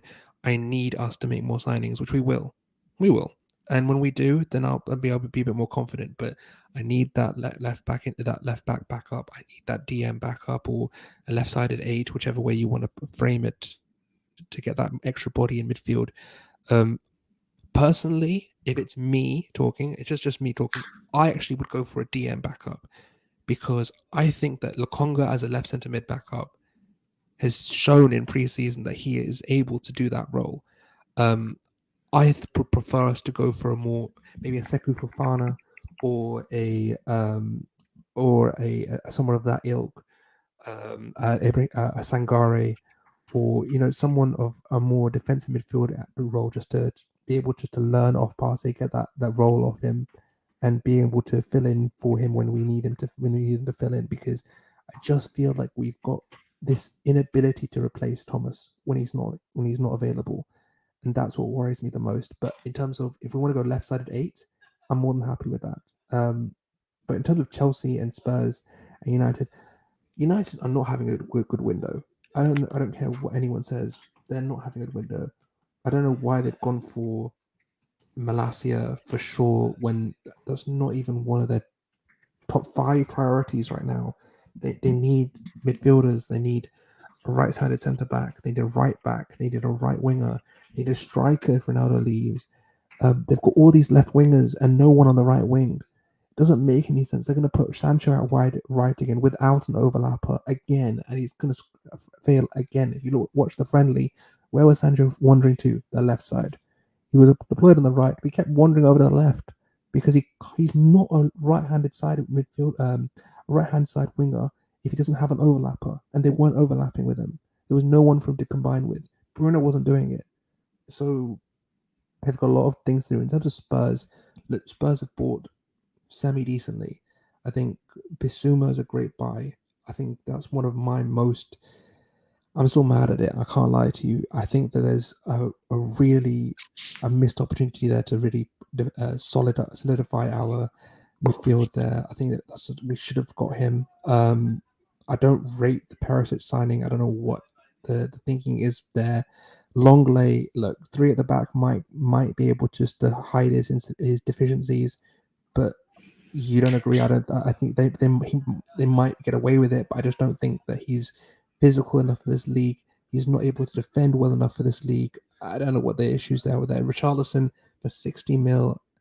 Look, it gives them a backup when Kane's out, but is he that guy? I just don't think so. One thing that I'll say is I think it's a little premature. I don't want to use it as a cop out, because I think there's just so much that we haven't spent. We have 120 million pounds in confirmed bids. Okay, Tielemans at 25 million pounds, Rafinha at 55. I know we didn't get him, but we've got confirmed bids in that category, and as well Martinez, we have a confirmed bid at 40. So when you do the math, that's 125 million pounds in confirmed bids that we have. So that's a lot of money. Like, that's a lot to go for. So for me, it's there's a big question mark. And even Chelsea. Now, Chelsea's probably the team that I'm most worried about, if you're asking me. I think they've had the best window from really having been not a great window. But it is 2 steps forward, 1 step back. I think it's extremely short-termism, and it's definitely not built to win in the future. It's definitely done to build now. But fundamentally, you can't say that Raheem Sterling, Koulibaly, who are arguably among the best in their positions in the world, in what they do.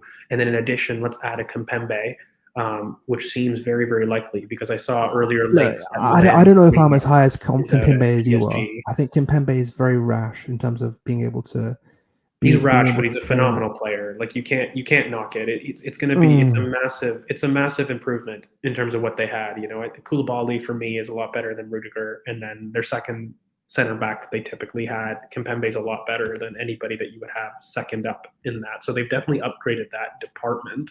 But then it's 2 steps forward, 1 step back when you're basically selling Colwell and you're putting Maatsen out on loan. Like it's horrible for squad dynamics in the long term, but in the short term, there's no doubt Chelsea are definitely a lot better. Not just a little bit better, but a lot they are better. a lot better. But my thing So is they're the ones that when you worry me just the think about most. it, right? When you're doing, they've basically done Ake for Colwell plus 10 million, probably around that 5 to 10 million. They'd have to pay extra for Ake. I think probably 35 to 40 million they'll sell Colwell for. Is that really going to improve them in terms of Colwell for Ake? Does it? Well, Colwell's not a factor, so you're looking at it from a long term point of view again, which I agree with. I think long term it hampers them, but in terms of their squad dynamics, Colwell wasn't a factor. They didn't use Colwell last season. So in terms of whether or not something improves them, I mean, it's Do you not horrible think that fund he would have allocation. played the season? Hmm? Do you not think he would have played the season Colwell, if they no. kept him? No, not knowing Tuchel, he would not have played. No. And I think if you look at their squad again, I would have used the Ake money to buy a right center back, but also Chelsea need midfield, an anchor. They definitely need that. And in addition, they also need another attacker, whether that's a winger or a striker. I think they need both, by the way. But they're not done. It's just when you're looking at the quality of their business, even compared to ours, like the players that they've bought are phenomenal in terms of the holes. So they're the one that's had the Just best quickly. of the rest. Their Just 1 their second. front 1 second, line. Karim. No. Chelsea are the ones that, for me, have had the best of the rest. I think United have had a really poor window. I agree with you. I think Malaysia is a very, very good left-back signing, but Eriksen is not somebody that fixes what they need. So I don't really understand that free transfer. I understand aspects of how he could fit in under a Ten Hag system, but I'm not a big fan of that. And I think they're wasting time on Frankie de Jong on something, again, that they don't solve. And it's huge money. I think Lissandro Martinez is a smart player. I would have loved him at Arsenal, but not for £55 million. So United, again, I think are wasting money on players that they don't absolutely need. And so I think they're going to have a very tough year, and they're going to be susceptible to learning a system that their team is not built for. So I don't really worry. And then finally, Spurs, again, Yves Bissouma is the only signing I truly rate in that window. And so it's not somebody that I think has moved the needle. They still haven't addressed, for me, creativity in the middle of the park. That was their biggest hole. They still haven't addressed that. And even if they get, Dejude Spence, that'll be great for the wingback situation, but they haven't addressed their biggest issue, Conte's which never been a was between the lines player. He's never been a get a 10. He plays second striker if that's the case. There's never been someone that will. No, but it's the biggest thing that has blood. hampered them in the season, as well as their build-up. They've had really poor build-up, and they had really poor creativity between the lines. So I look at their window, and it's very short term. I actually think Spurs' window is the most overrated I've seen on Twitter, and I don't understand why people are so excited about it. I'm really not worried about that. If anything, you can maybe cite Conte's ability to have a full team in a season, which is very good. He has a very good league form. That's probably more of a valid point than their window. I don't think their window has been very good at all. But I would put Chelsea as probably the next one closest to City and Liverpool, and on their trajectory, if they continue to do really good business, I think it'll be tough to catch them, but still possible. And I still feel as though that our squad is a lot more complete than United and Spurs. So that's kind of where I stand right now, and it's subject to change, kind of depending on what transfers that we do. But I think for us, the minimum that we need is definitely a left center back or a left back. Kind of ideally somebody that does both. That's definitely a position that we need. I definitely want an attacker for myself. You can either split that into an attacking midfielder that can play out wide, or a striker, or a runner. There's a lot of things that you can do, but I think we need an attacker. And for me, I need more goals. I look at this squad, and I don't see enough goals in it. And then lastly, I would like to see a little bit more presence between the lines. And so that's why I'm a big fan of kind of the window I shared with you, Kern, on Twitter, which was going really big on an attacker, a marquee attacker, addressing huge amounts of goals, and then in depth. My pick was Evan Ndicka for the left back, left center back, but I love Mikola Matvienko. I think you could easily sub him for the same amount of money. You're basically looking at a 15 to 17 million pound signing in that position. And I would absolutely look at Carney Chukwuemeka. I think that's a huge gold mine waiting to happen. It would add presence in the middle of the park. A carrier, by the way, a right-footed 8 carrier. That for me is going to be the England 8 midfield. But that's what I would do, and then I don't think really Liverpool have had a very good window, to be honest. Like I know you. No, and I've criticized Liverpool's window because I even said not even just about yesterday. I said most top 6 teams have gone through a major transitions, and so in general, if you look at Manchester City, even they've added channel running strikers, but they sold all of their touchline off the ball runs, and they're all ball to feet right now. Pool did a major frontline transition. They're basically relying on Roberto Firmino to have an excellent year at 10, and they're moving towards a midfield pivot. Klopp has mentioned this, and they're looking at Darwin Nunez to be a very early Lewandowski type Dortmund model. That's what Klopp wants to coach him as, but they've lost a ton of potency up front, and their midfield isn't great. And then United, Spurs, and even ourselves as Arsenal have managerial rebuilds. So I don't think we actually see a 90 to 100 point totals this year. There's no 90 it's something that it's something that I've kind of criticized everybody. So it's not just Pool. I think City, also have regressed. I don't think removing all of your touchline options is great. I don't think that stops them. I still think that City will win the league. They just have too much quality even now, but they've definitely changed tactically. And there's been, and by the way, like we've talked about this though, I think it's very important to notice the tactical shift that is happening. All the biggest teams in the world, by the way, they're removing touchline options, and what are they adding? Channel running strikers. And so I'm looking for us to respond with something very similar. And I think it's no coincidence that Klopp is moving back to a pivot.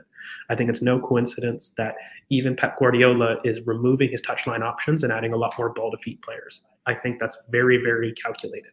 And I think that we're going to see a different system for City. They may still do something very big too, because they've got a lot of money generated right now. What is that? Gabriel Jesus, Sterling. I'm sure that they're going to be able to sell Ake. So, yeah, I'm not going to do that to be clipped. I'm trying to be respectful, but I think it's Chukwuemeka. I'm sorry, I'm probably butchering that, but that's why I do it fast so that you can't recognize it. In terms of Partey's backup, I love a Partey backup, but ultimately I can't get everything that I want.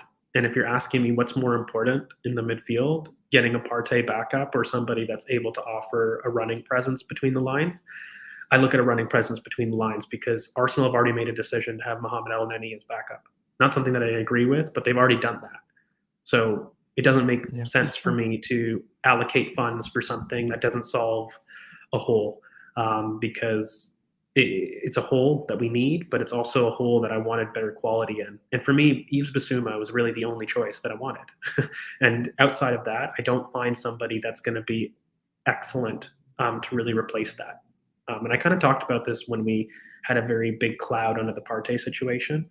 But whoever you replace Thomas Partey with, whether it's backup or not, is nowhere near his quality.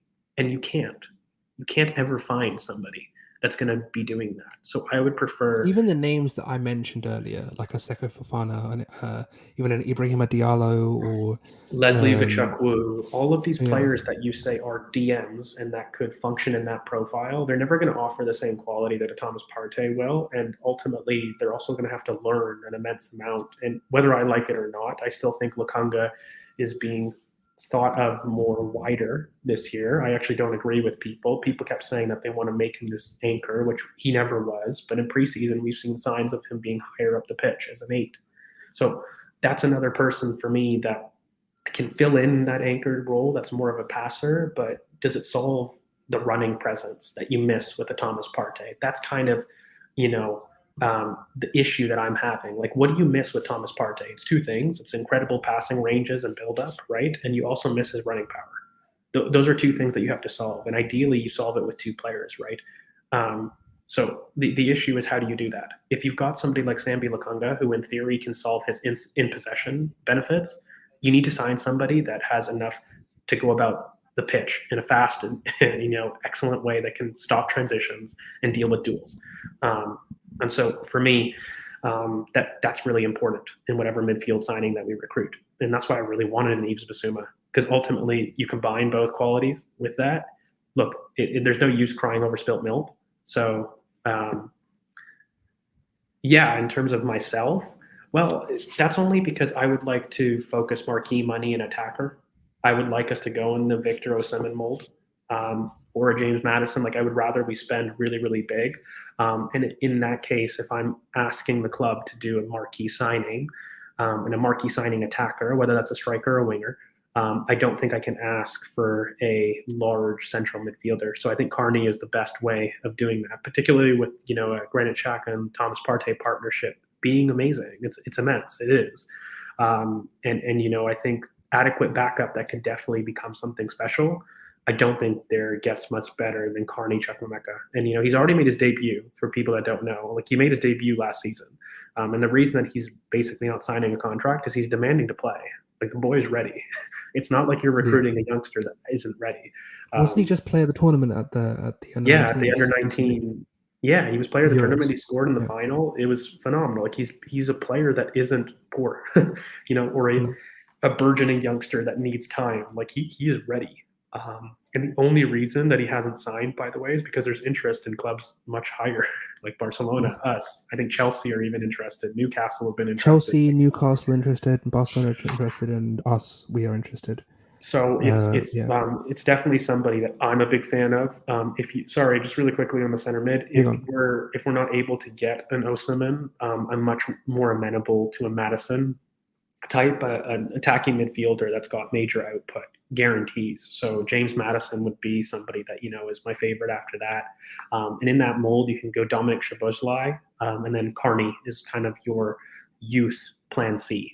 That's how I see the midfield target for myself. And then if you were to do left back, I'm not like you. I don't want to spend major money, but if we're spending £35 million, Cowell would be my choice. But other than that, I'm much more amenable to Evan Ndicka of Frankfurt, who's in the last year of his contract. Mitvilenko.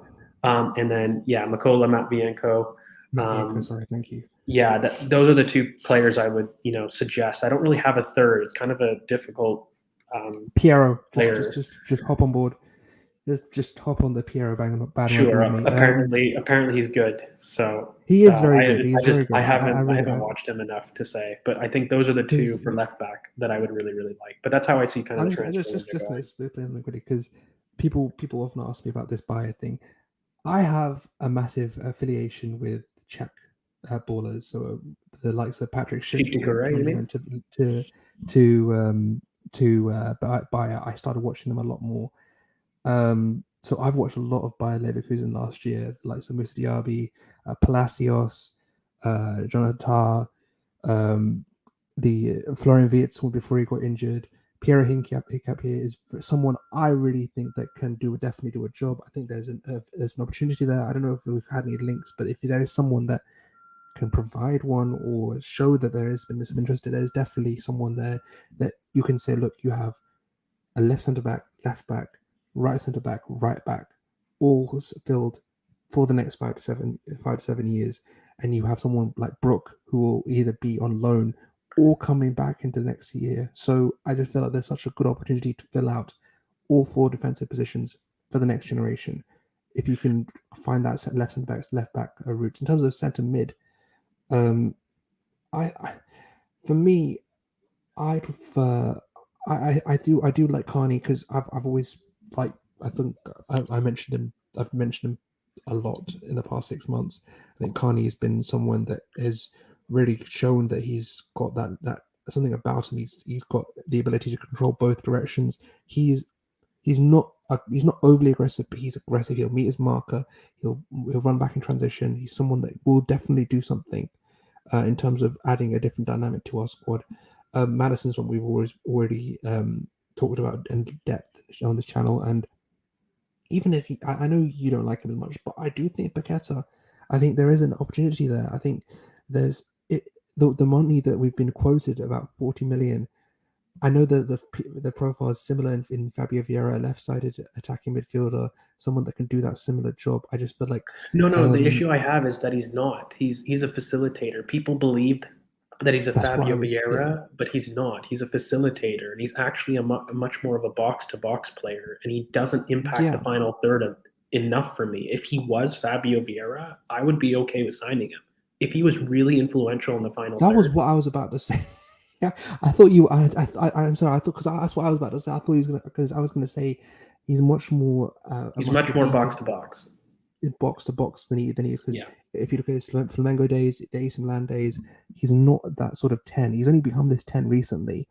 Not even. Yeah, He became a false nine for Leon, and then was yeah, primarily at the false right nine type. wing. I mean, Mm, his major success came as a box to box coming up, box to box. and This is what I was gonna say because I thought but you were but more. Yeah, he's also not good enough in transition though. That's the thing. He has a high work rate, but he's not successful in duels, and he has a huge turnover rate. Like, but he is a very silky dribbler. He's excellent in combinations. He's just not got a variety of passing in the pockets. And for me, that's too many no's. Like if you're spending 55, 60 million pounds on a player, you need to make sure that that player is giving you hard output, consistent output, and somebody that impacts multiple areas of the pitch. And I don't want just a hard worker that isn't good enough to be a high eight, but isn't good enough to be a deep midfield shuttler like a Cheap Decore. be, be, He's before a unicorn player. before we Um, get to this question because I know it's a very important question. oh, can I just I want to answer the talk about as Partey well. question since it's Yeah, somebody go on. that I love? Leslie Ugachukwu is the player that is closest to what I see in world football to Thomas Partey right now. He is far too young to really be a projection in here. Like he's not ready for a top six No, team. And there's aspects of Chief Decore that I like. I do see a lot of that's what I Thomas was gonna Partey say. in, but he doesn't have the same transition control. And Leslie Ukachukwu is a bigger presence than Chief Decore. Chief Decore is just a little bit more experienced, but he's got the exact same passing range. But Leslie Ukachukwu's got a lot bigger presence, and he's a lot more able to in Yeah, I was projection. gonna go. I was gonna say Czech Decore myself. I thought thinking of the Czech Decore. I think Crystal Palace made a massive deal there. I think that he's a Yeah. good player for the amount that they're paying as well. Really good projections there.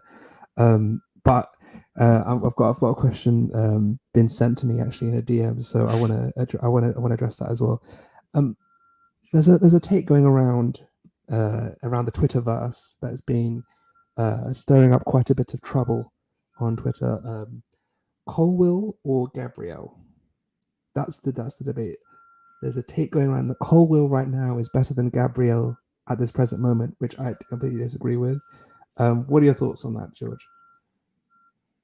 No, not at all. Gabrielle is definitely better than Colwell at this moment in time, but Colwell has a higher ceiling than Gabrielle. Yeah, correct. And so, essentially, what you're looking at is Colwell has got a far bigger passing range and turning radius, and he's got excellent fundamentals for defending. But Gabriel's among one of the best 1v1 defenders in the league, and he's got immense aerial presence. That Colwell is very good at, but he's not got to the same degree. Gabriel's No, one of the best aerial presences in the league currently, and he's the highest scoring center back in the league because of that aerial presence. Like I think people underrate Gabriel because he's got a very unorthodox style in possession. do you not feel like he's underrated technically though as well? I feel like his He's ability to immensely play. underrated technically. When you look at all of the major stats, it shows it. You know, he always crops up But just excellently, and even just look at the pitch, his ability to break lines with his passes. one of the Like he's first a very posts that good. I made post preseason, okay, in Mm. September, if you look, is that the coaching staff have done a lot of work on Gabriel and teaching him how to receive the ball. His gait is immensely improved, as well as his touch.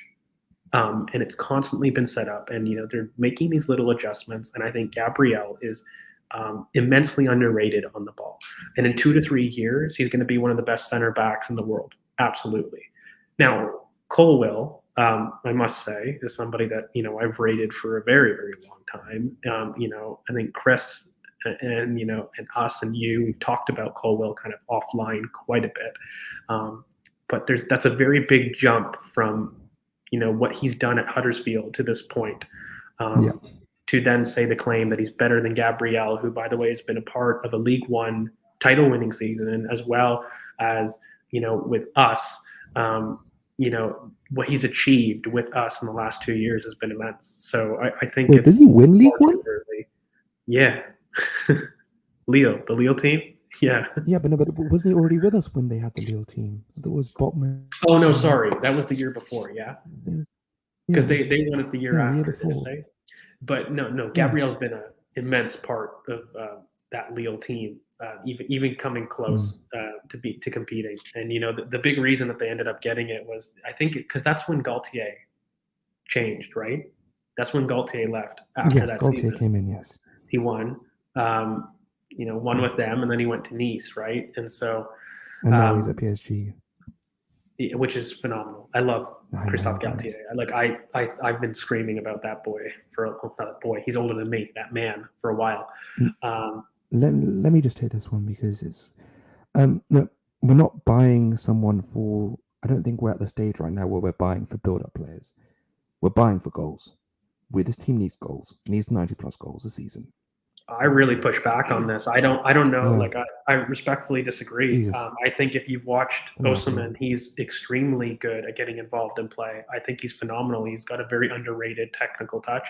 The issue that he has is dribbling. He's got a phenomenal first touch, and he's got an excellent ability to kind of hold markers. He's incredibly physical in being able to do that. The chest pass that he drops off for other people is immense. And then his real superpower is exploding into space and running the channels.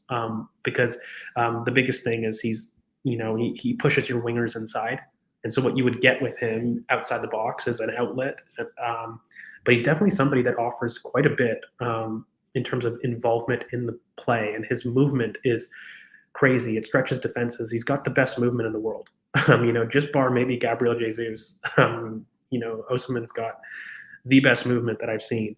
Kind of in the world. And it's a big reason, actually, if people want to watch Scamacca or Sassuolo versus Napoli, that will show you the level between somebody who people think gets involved in play with Scamacca versus Osimhen. And I would really encourage people to watch overrate like one-touch football in terms of getting involved. I don't. You know what it is, Kern, mate? It's kind of, because it kind of leads from our Gabriel discussion. Osimhen is very unorthodox in his technique. Yeah. Okay, Gabriel, very unorthodox in his technique. And if you don't got like an aesthetic touch, I think your involvement in play, people assume is poor. So it's definitely something that I'll probably respectfully disagree on. And I'm not too sure if Dominic Calvert-Lewin, who again, I'm probably his biggest fan, like on Twitter, period. So I've talked a lot about Dominic Calvert-Lewin, but I don't think he goes with Richarlison already gone. So that one's a tough one. Both. That one's a tough one on me. But yeah, I think in terms of the Tielemans, it's a lot of these players are linked. We kind of talked about this earlier in the show, and we definitely do have to wrap up soon in about 15 minutes, guys. So get your questions in for sure.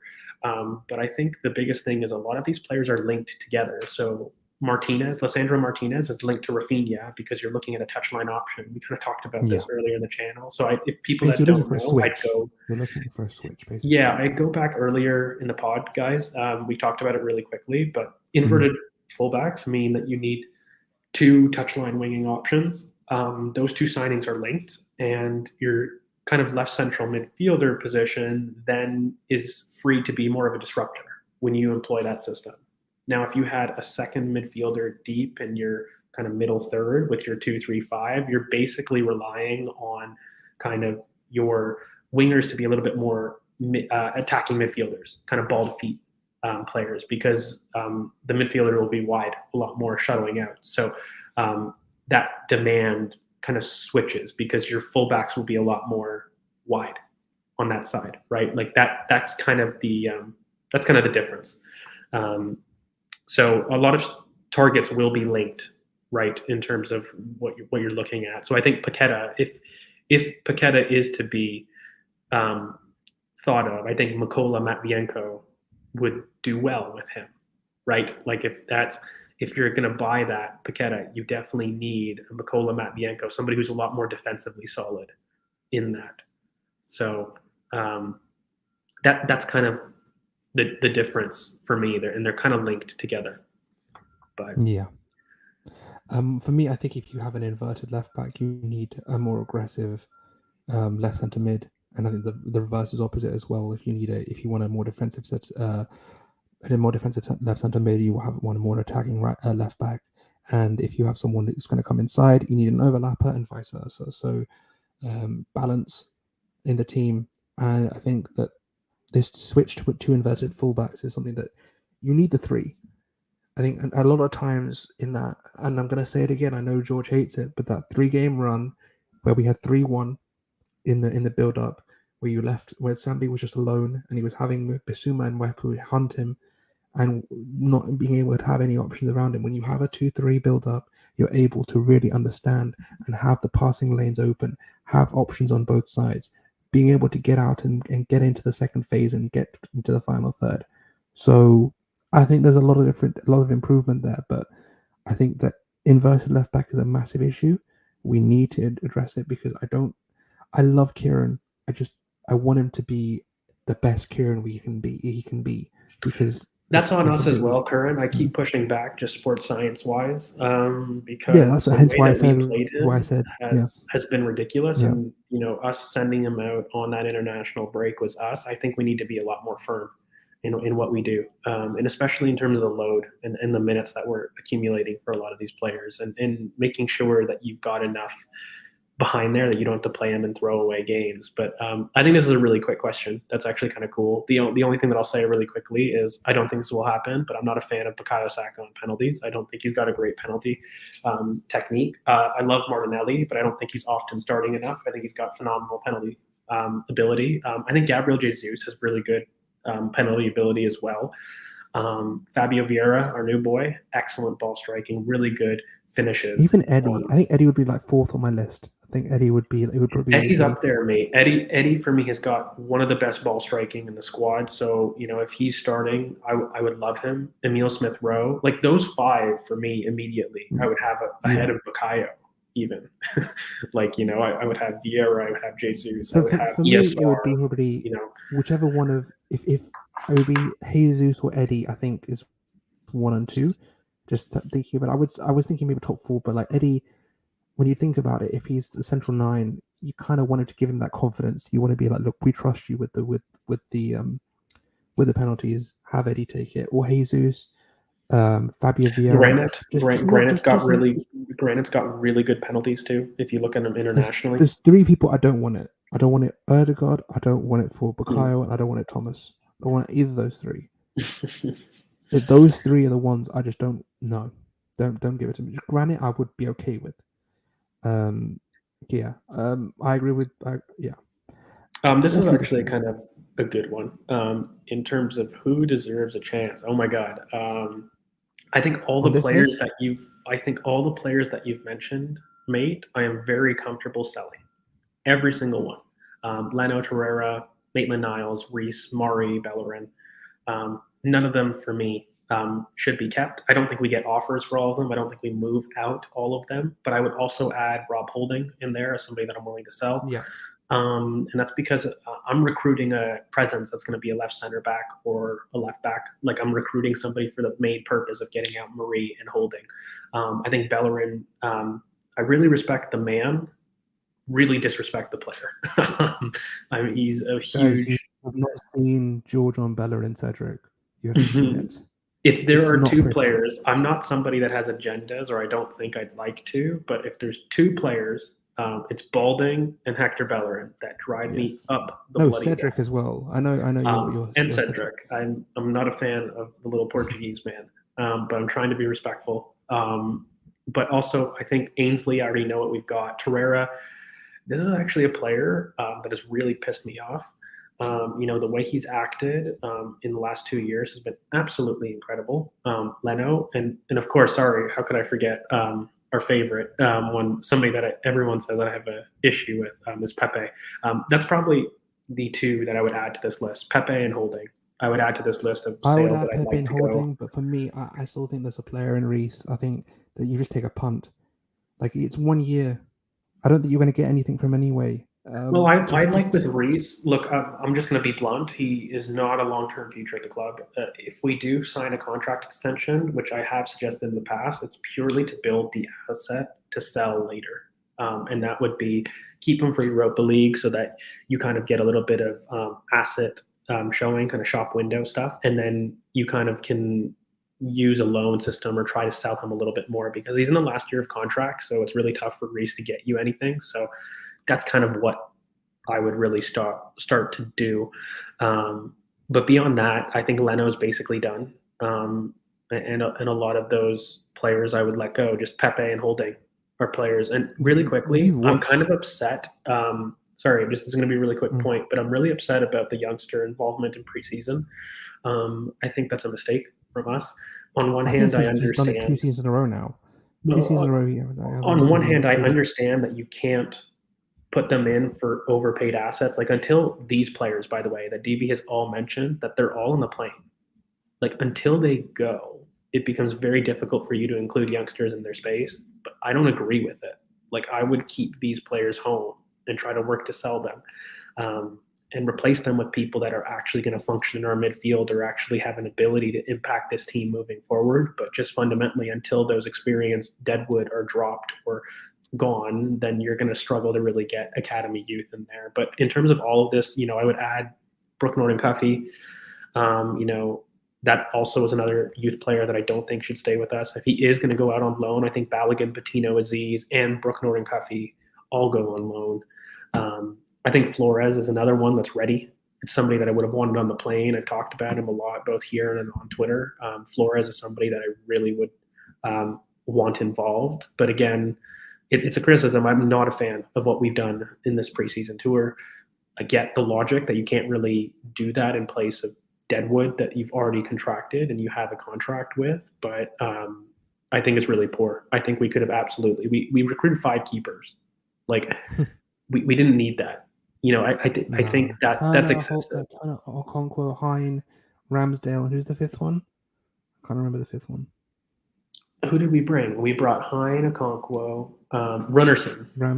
Runnerson. Jesus. I understand that you're contracted it, but again, I'm just gonna say this: the biggest agenda I have is Inaki Kanya. Screw that dude, man. Every time, seriously, his talent ID is really starting to piss me off. And honestly, the talent ID is poor, but he's done really well with their keepers. He's a good coach, but he cannot be a recruitment guy. He can't. He's just not good. And I know people are sleeping on Turner. I think people are really overrating how bad he is. I just think that I just don't trust him. I really don't. I really hope we get a new keeping coach at some point because it's just we'll get a talent evaluator. Don't let him evaluate the talent because it's just not good. He's not good at it. Yeah, no, it really frustrates me. I'm not going to lie, but this is really quickly. Lissandro Martinez is a much better player than Matt Vienco, but I don't think the gap is as big as 30 million pounds. He's not 30 million pounds worse than Lissandro Martinez. If Lissandro Martinez is 50 million pounds and Matt Vienco is 20, it's not a 30 million pound gap. Matt Bianco is very, very competent. He's a much better defender than Lissandro Martinez and much better aerially as well, I might add, but not as good technically. Lissandro Martinez has a much smaller turning radius in addition to his immense passing volume and range. But Matt Bianco has the same passing range, just not the same volume and the same turning radius. But he's very technical himself. So definitely Lissandro Martinez is better, but he's not 30 million pounds better. And then Lukunga, we kind of briefly talked about it, but this is worth discussing, and I would definitely want your opinion. I mean, really quickly, I'll go. I've said for tons of times that Lukunga is an 8. I've never believed that he's an anchor, and the reason I haven't believed he's an anchor is if you watch Sambi, he doesn't scan well at all, especially receiving back to goal, and especially coming deep to receive the ball from his center backs. He never scans behind his shoulder. He never does a double take. And it's a reason for me that he ends up having a poor touch a lot of times and he gets caught out and a lot of his passes become horizontal. When he's had an ability to receive the ball and the game is ahead of him, he's great. He's phenomenal at finding people between the lines. And I think when we first got, a company saying that, he was somebody that reminded him of Yaya Toure, I didn't quite get the comparison in terms of running power because, by the way, I rate Yaya Toure immensely. Just go back and Um, watch the 2010s draft. Like we yeah, all just that went just watch number one. the draft. But like really quickly, like he is definitely what I saw was I agreed that he was somebody that would influence the pitch higher up. He wasn't an anchor, And my comparison, I'm not going to use company, but I've used Alex Song. I think Lukunga reminds me of Alex Song immensely, and so I think Lukunga will be used at that left center mid eight, something that we saw, by the way, at the tail end of last season, and we've seen in preseason. And I think he's been really good higher up the pitch. That's how I think he'll be used this season. I don't see him being I used want as him the anchor. at the left centre mid. I want to see him there. And Yeah, not I this want to not see this him. I want to see him with more sample with this because I'm really a big fan of the because I goal don't and know if you assist remember contribution he's been doing. the I think what was it, Ipswich we played? What was that Friday game? Was it Ipswich or some the first friendly, the Colney friendly, um, the one where we got 3 goals and assists. He was on the left and he was playing really Yeah, well at I forget who being we were able to. playing. I think it was Ipswich. But I think it yeah, was Ipswich. he got 3 goal and I'm assists. not He got a quite sure. goal I and 2 swear, it's assists for just sure. trust us. I can't remember the name. I think it was Ipswich. But yeah, he did very well in terms of being able to control that game from the left half space, running in late, also providing balls through the lines. Very good. Yeah, I think it's good. This one's a good last question to do because we had Rule a year ago in the academy podcast. I know. I think if I remember correctly, it was CK who mentioned him. But go back and check in if we're wrong, we're wrong. But look, Rule is. I always get his name wrong. I can never say his. I don't know how you say it. I still think it's Rule. But in terms of what he is, thank you, Yo-Yo. It was Ipswich. But in terms of what he brings, very athletic, very strong in a challenge. I mean, what would you say, George? What would you say his biggest upsides are? So he's I think he would be a phenomenal option on the bench in the holding role long term. I don't know if I see enough X factor for him to be somebody that you're super excited about um, in terms of a turning radius on the ball technically, but he's a phenomenal ball player. We kind of saw it. He's super aggressive. He came as a right back and he flirts between right back and right center back. I personally prefer him as a center back. I think he sees the pitch a lot better. He's not great in higher spaces, so he's not somebody that's going to take the ball and carry it a la Tomiyasu a little bit more into midfield, but he's definitely somebody that's really quick across the floor, really good meeting players wide. And so that's why I kind of think he's a third right center back in a 3, or he's a right center back on his own. I don't love him at right back in the pros. I think he doesn't have the athleticism to deal with wingers wide like that. It's a player that I really like. I just see him as a bench option or somebody that you bring on to kind of tie out a game really well for a specific situation. Do I think he has potential to really do something special? I think he's got an excellent mentality. He's somebody that came very, very young. I mean, he's um, gone through the ranks quite quickly, but I think if you're looking for X factors, somebody like Zane Monlouis, for example, a lot more raw, but has a lot more technical ability, is somebody that you might be a little bit more excited about from a starting perspective. But I think Ruel Walters' potential is a very, very dependable bench option. A rotation center back is kind of the He's ideal. someone we used to sell. I think in the future, I think he's like a Joe Willock type. Like he's someone that you can have bench appearances and make his claim for a place. But I don't think he's someone that will step up and be the guy. I think he's someone we can sell for profit a lot of it as well because he is a very very good center back, whatever you want to call him, because he plays a lot of different roles. But I think he's someone that we can really look to and see look where he goes in the future. I think a loan will be in his future soon. I mean, what do you think? It depends. I mean, again, he's got Arteta's trust, so I wouldn't, doubt him actually staying and him having, the odd sub appearance. But but he's a big reason, along with Zane Monlouis, who I'm a big fan of. Those types of players. I'm upset about Ballard. I'm not going to lie. I think that was somebody, if you were actually asking me who was our best defender that we produced in the academy, it was Daniel Ballard, but he doesn't have his technical ability. Like Ruel Walters is like eons better on the ball than Ballard. But Ballard is eons better, the defender. For me, I'm happy with Ruel Walters. I think it's a little bit too early. I'm not going to lie to you.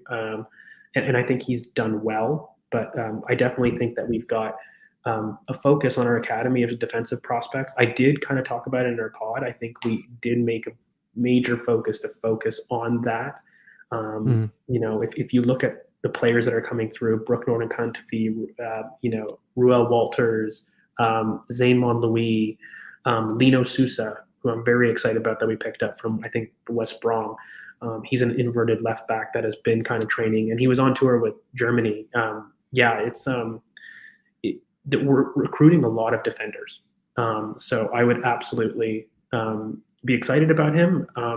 I'm very impressed that he was the best defender for me. He was better than Mari in general for the time that he was on the pitch, and I think he's been rewarded by being invited to the U.S. tour.